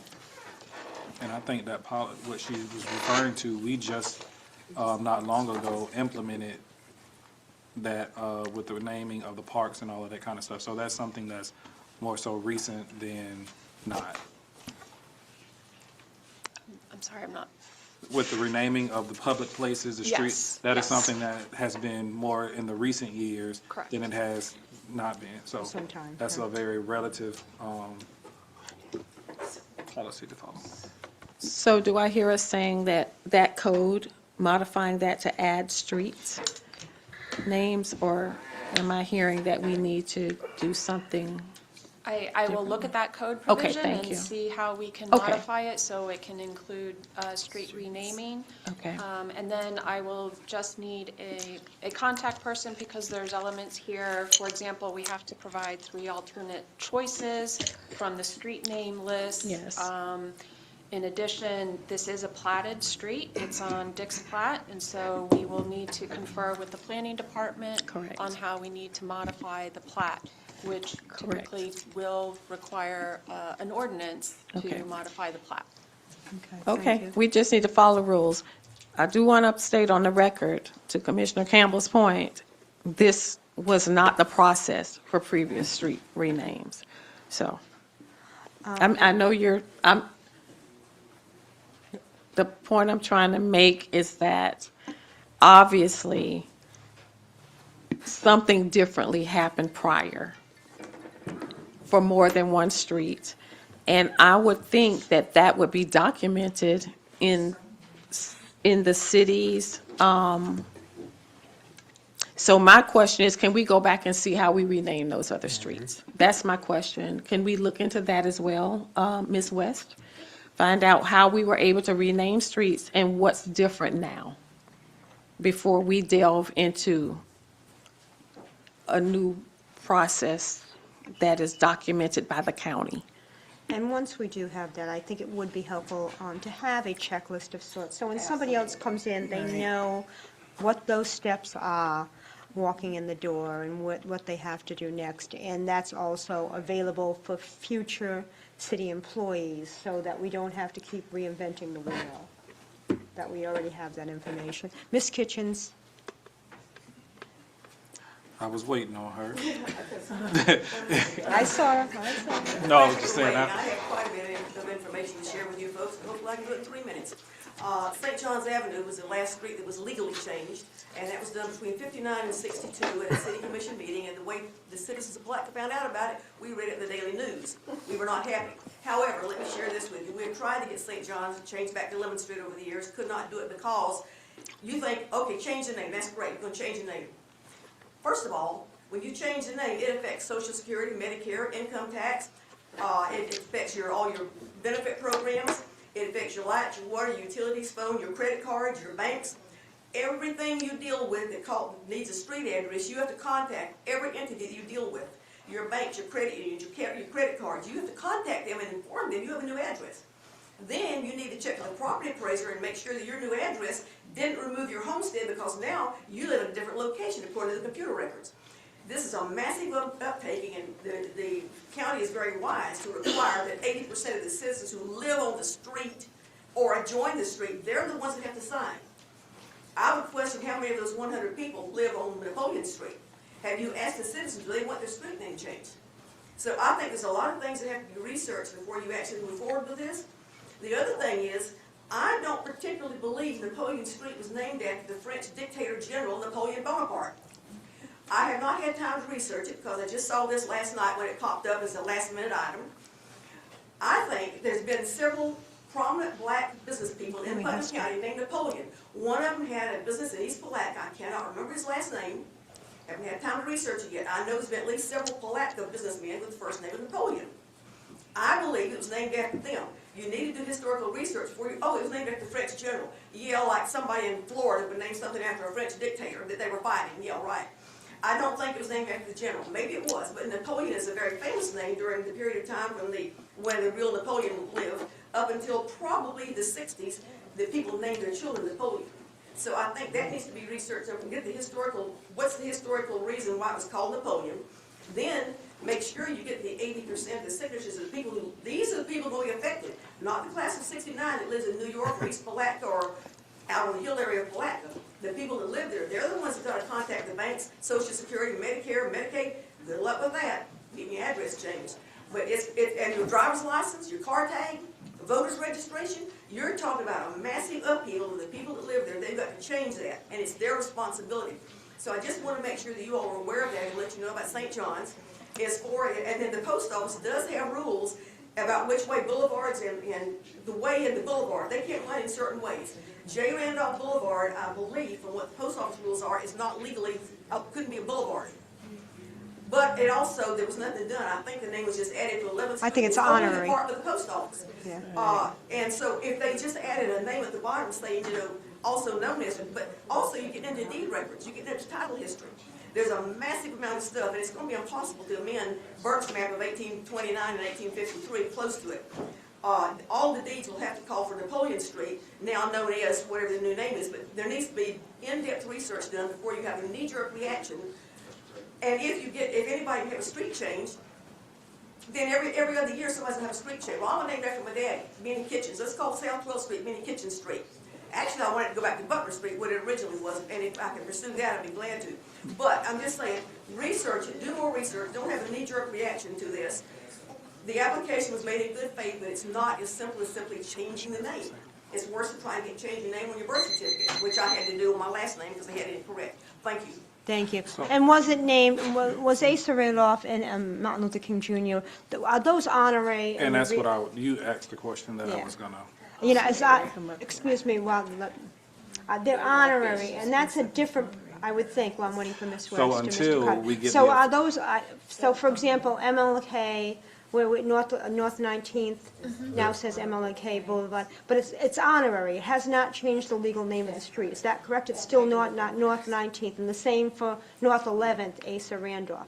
Those are like, I'm calling it honorary, that may not be the correct thing, but those names are put under, but those streets remain, the names remain the same. They remain North 11th and North 19th. They're just referred to by the community, and there's a sign underneath. Is that, do we know if that process, because I think that's the process that was followed most recently. I think. And also Dr. Hester, who was the first African-American dentist licensed in the state of Florida, Dr. Napoleon Hester, lived right on what is now Reed Street, and his house is still there. So there were a lot of fame. That was just an example. That's the worst that you were saying is what Chief of Police was That's explaining what to us as that well. it was more of an honorary name. Yeah, because I was asking him what than was a done legal previously. change. Okay, so in taking that into consideration, It's an easier process. until we are able to dive deeper Yes. into the official changing of the name, I would like it to reference how we have referenced 11th Street and 19th Street until we're able to dive deeper into the official name change, addressing some of the things that have been mentioned. I understand. Agreed. Thank you. Anything else? Any further comments? I would like to just make a statement. Go ahead. Because these things could bring up controversy that we really don't need. I would like for you guys to do your homework before you bring it up here. That we have this, because that guy came from out of town. He'd been doing the things he was told to do. That was incorrect.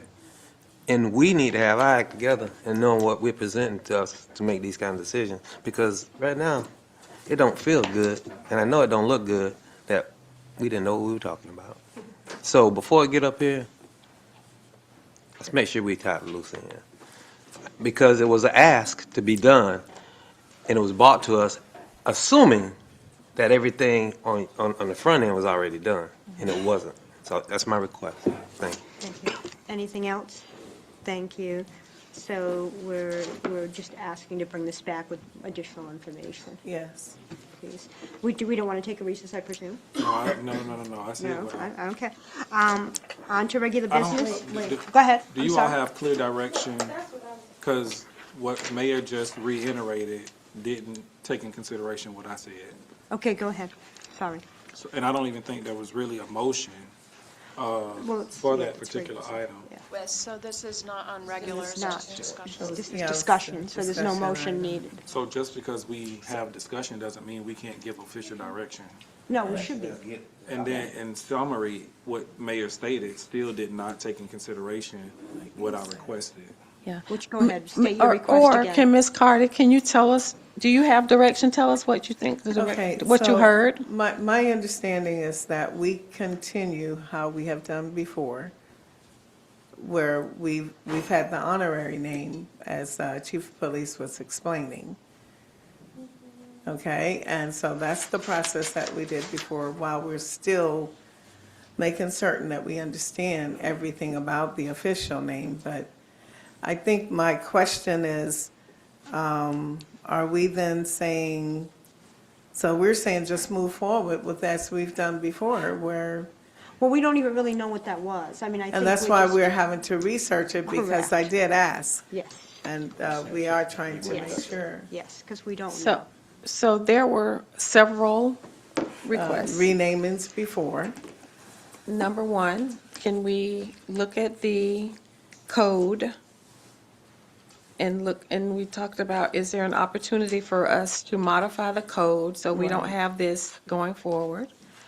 A checklist.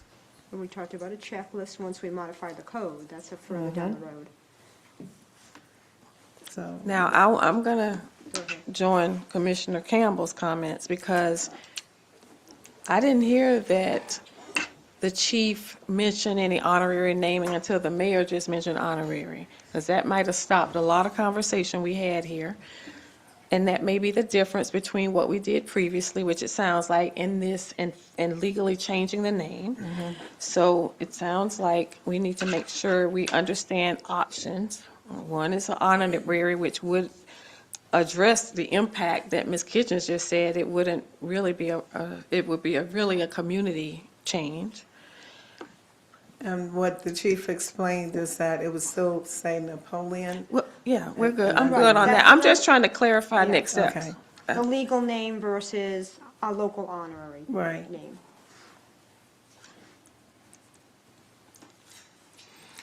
And then I want to make sure Commissioner Campbell had some clarification. That was it. Is that it, the code Everything? and Okay. options?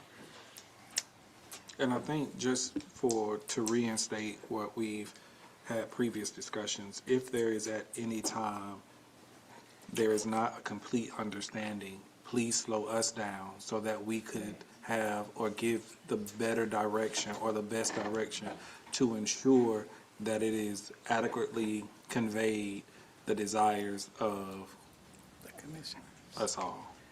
The citizens and the commission. Okay. I think, Miss Mary, do you want to say something? Come on. I was going to, yes. Yes, please.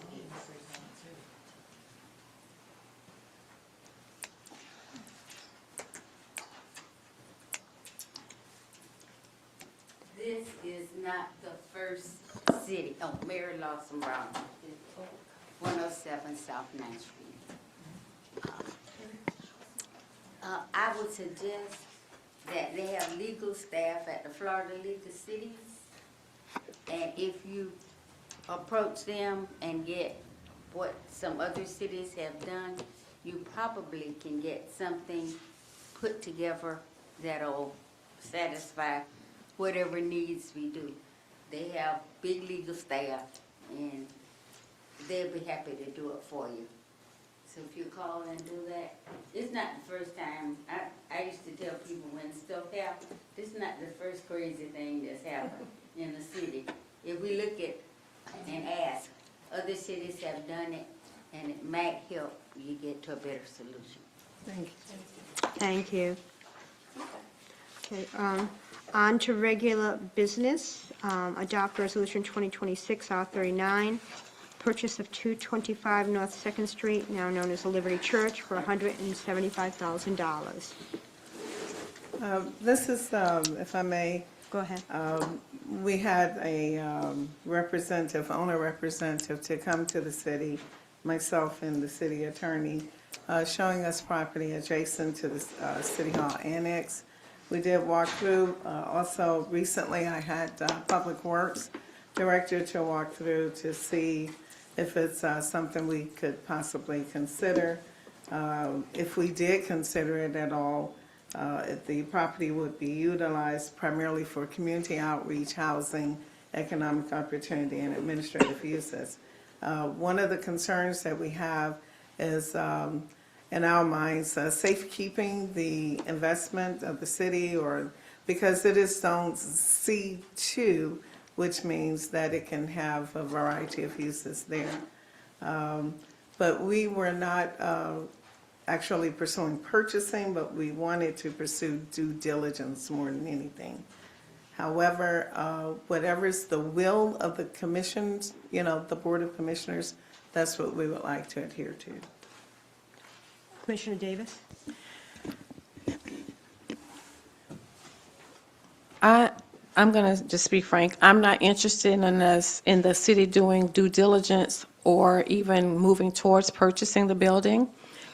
The reason is we have several properties now that we're trying to determine what we're going to do with. We still have the consolidated. Port consolidated. We have other buildings that we're not using. And it's not something that the city, to my understanding, was looking for property to, to make more space for City Hall or the employees in the area or any other departments.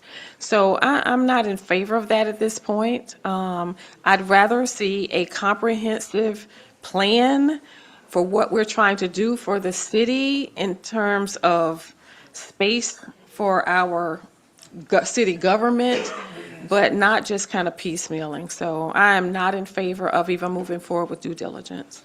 And Go ahead, Commissioner. I would wholeheartedly agree, and we were actually at the recommendation of having a workshop so that we would be able to better discuss what we already have. So I am in total support of what Commissioner Davis has stated. Again, with Port Consolidated hanging, and we don't know the direction of that, acquiring another building, which would require some form of renovations, that's additional costs outside of the funding that is going to cost to acquire. And then, honestly, how long would that sit before it's occupied? I agree with everything everybody has said so far.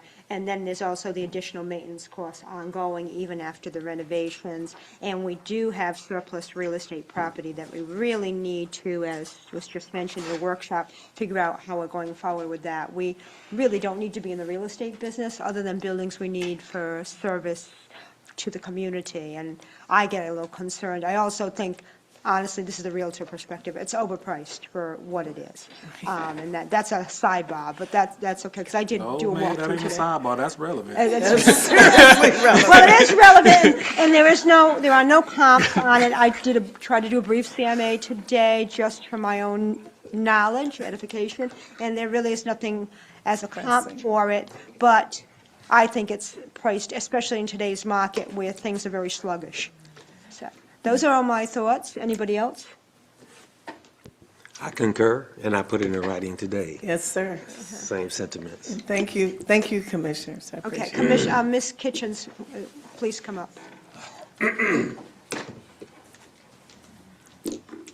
Allegra Kitchens, Palatka, Florida. I think it's a good idea, and here's why I think it.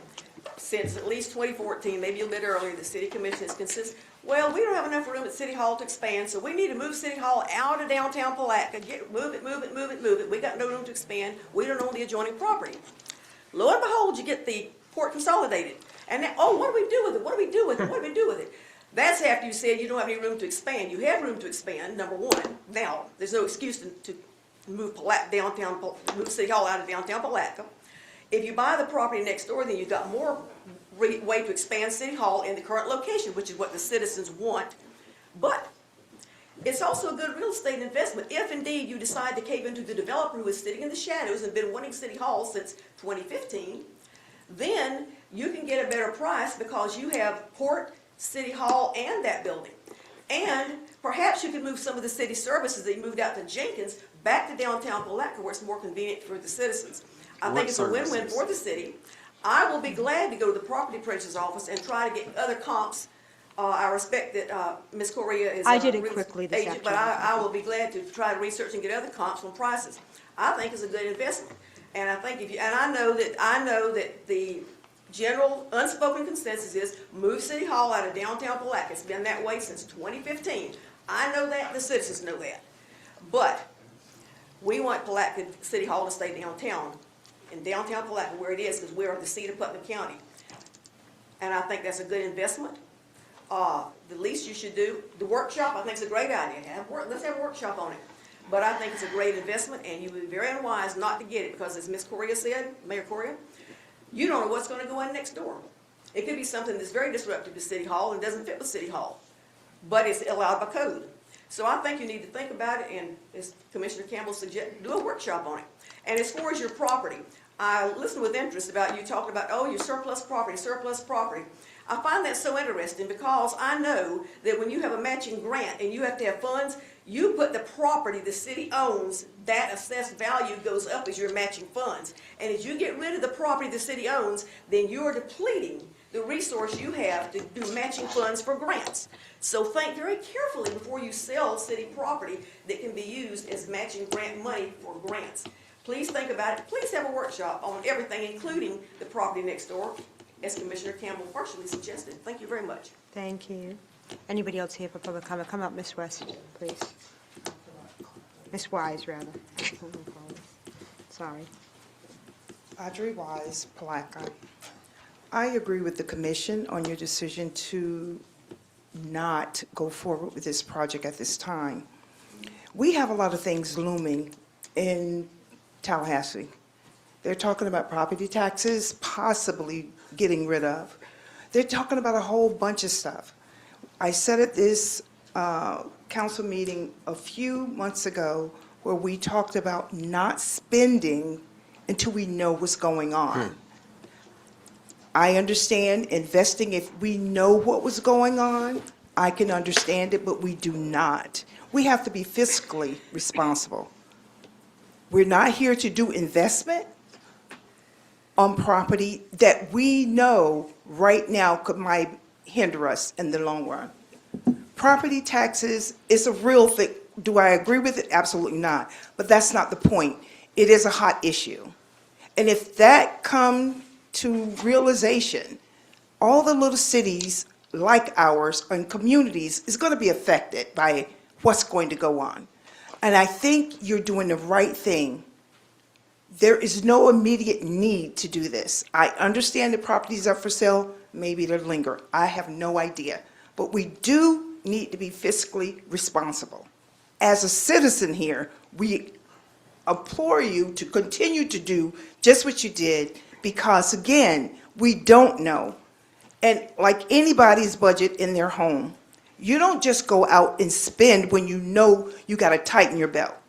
Gas prices are outrageous. A lot of things is going on that we have no control over. Groceries, everything's going to go up. I think we need to be smart about this, and you're doing the right thing. Workshop is not what's needed. Fiscal responsibility is what's needed. And I think you need to stay on your gun and do just what you decided to do. Thank you. Thank you. Anybody else for public comment? Thank you.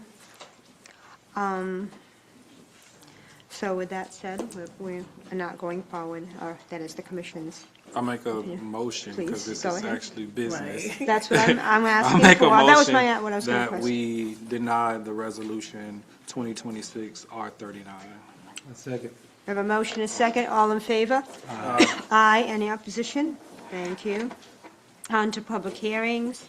9A, second reading, ordinance 2026-19, revising the Code of Ordinances of the City of Palatka, Florida by providing for an update to the benefits payable to firefighter pension retirees. It's the second reading, motion to approve. It's the second reading, so, Motion to approve. do we have anybody here for public comment on this item? Seeing none, we have no public comment. All in favor? Aye. Any opposition? Thank you. Second reading, an ordinance of the City of Palatka, Florida, 2026-22, proposed amendments to the city charter pursuant to section 166.031. Motion to approve. Anybody here for public comment on this item? Seeing none, we'll close public comment. All in favor? Aye. Any opposition? Thank you. First reading, adopt ordinance 2026-26, an ordinance of the City of Palatka, Florida, revising the Code of Ordinances of the City of Palatka, Florida by providing an update to the benefits payable to the police pension retirees, providing for severability of provisions, providing for inclusion in the code, providing for publication, repealing all ordinances in conflict herewithin, and providing an effective date. Does somebody want to speak to that as the first reading? Ms. Jones? She's not on. She's Okay.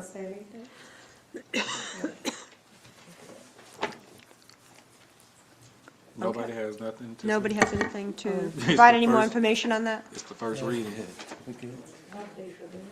Y'all It's an fine? update to the benefits Yeah, no, I payable. understand what it is. I'm saying this more for the community. Come up, Ms. It's Jones. an update as just like the second reading for the firefighters, Yes. but it's for the police. Police. And they just didn't get them in at the same time, so it's the same thing as they're setting a fixed rate, if my understanding is right. I think the last time we had the, Anna was on Zoom. Yes. Yes. To Ms. Parrish explain is if you needed it. But it's the exact same thing as what the firefighters are doing, and this is just the first reading for the police. Thank you. And I just wanted that And I'd like to- clarification again for people who are tuning in or in the audience. And Go I ahead. think you actually stated what I was going to say. We actually, as a commission, made it a requirement that when we do first reading, that it's thoroughly explained or have a representative available to answer any questions that may come. So thank you, Mayor. Thank you. Do we have a motion? I move to approve. Second. A motion and second. Is anybody here for public comments on this item? Seeing none, we'll close public comment. All in favor? Aye. Any opposition? Thank you. That's it. Any commissioner comments? I do. I have one. Go ahead. And I just want to reiterate, the Palatka Daily News had a story with regards to our board vacancies. So I want to go on the record to announce the board vacancies according to our agenda.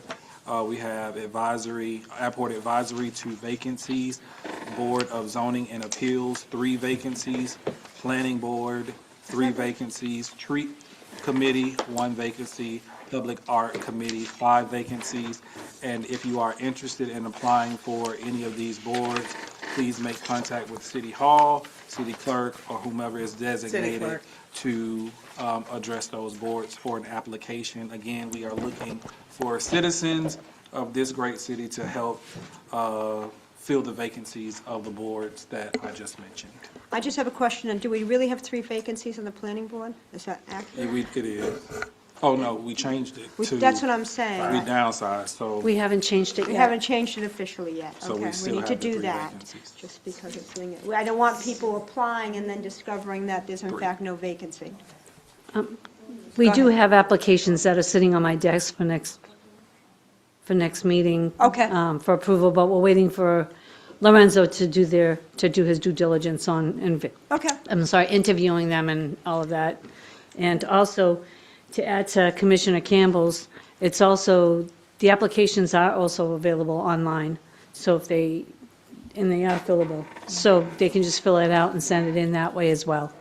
Thank you. I was just concerned if we are going to change things, even though we haven't done it yet, that we're accepting applications But to the we- planning board, and then we'll have to. No, we also talked about having a pool of applicants Okay, that we would okay, have. that's fine. That's have fine. open Just want to make sure applications.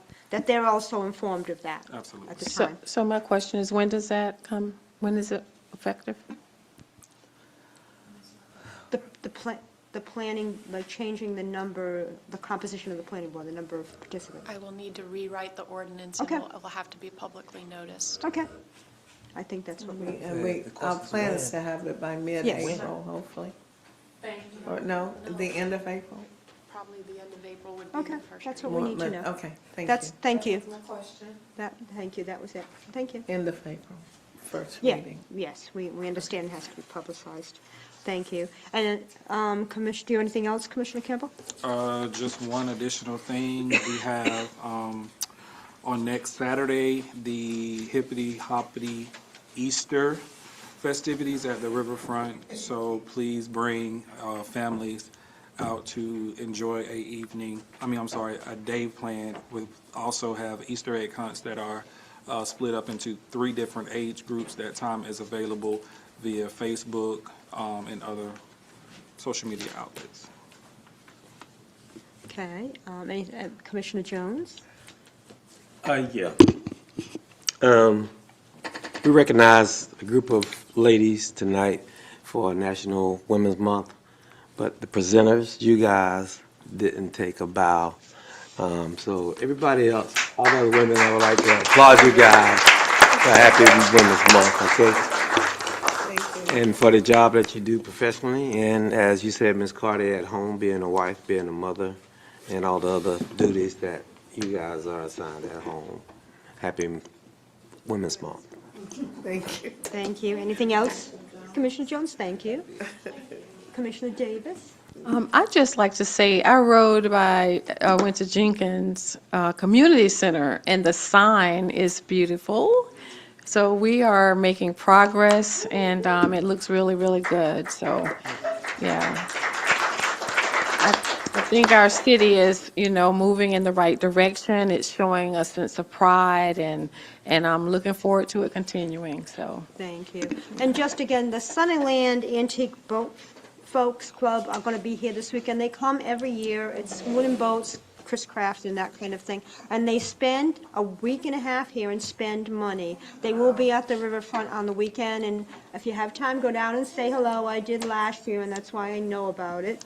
But it's just a fun group. But it's the fact that they visit and spend some funding here, and so we want to make sure they feel welcome. And so, yeah.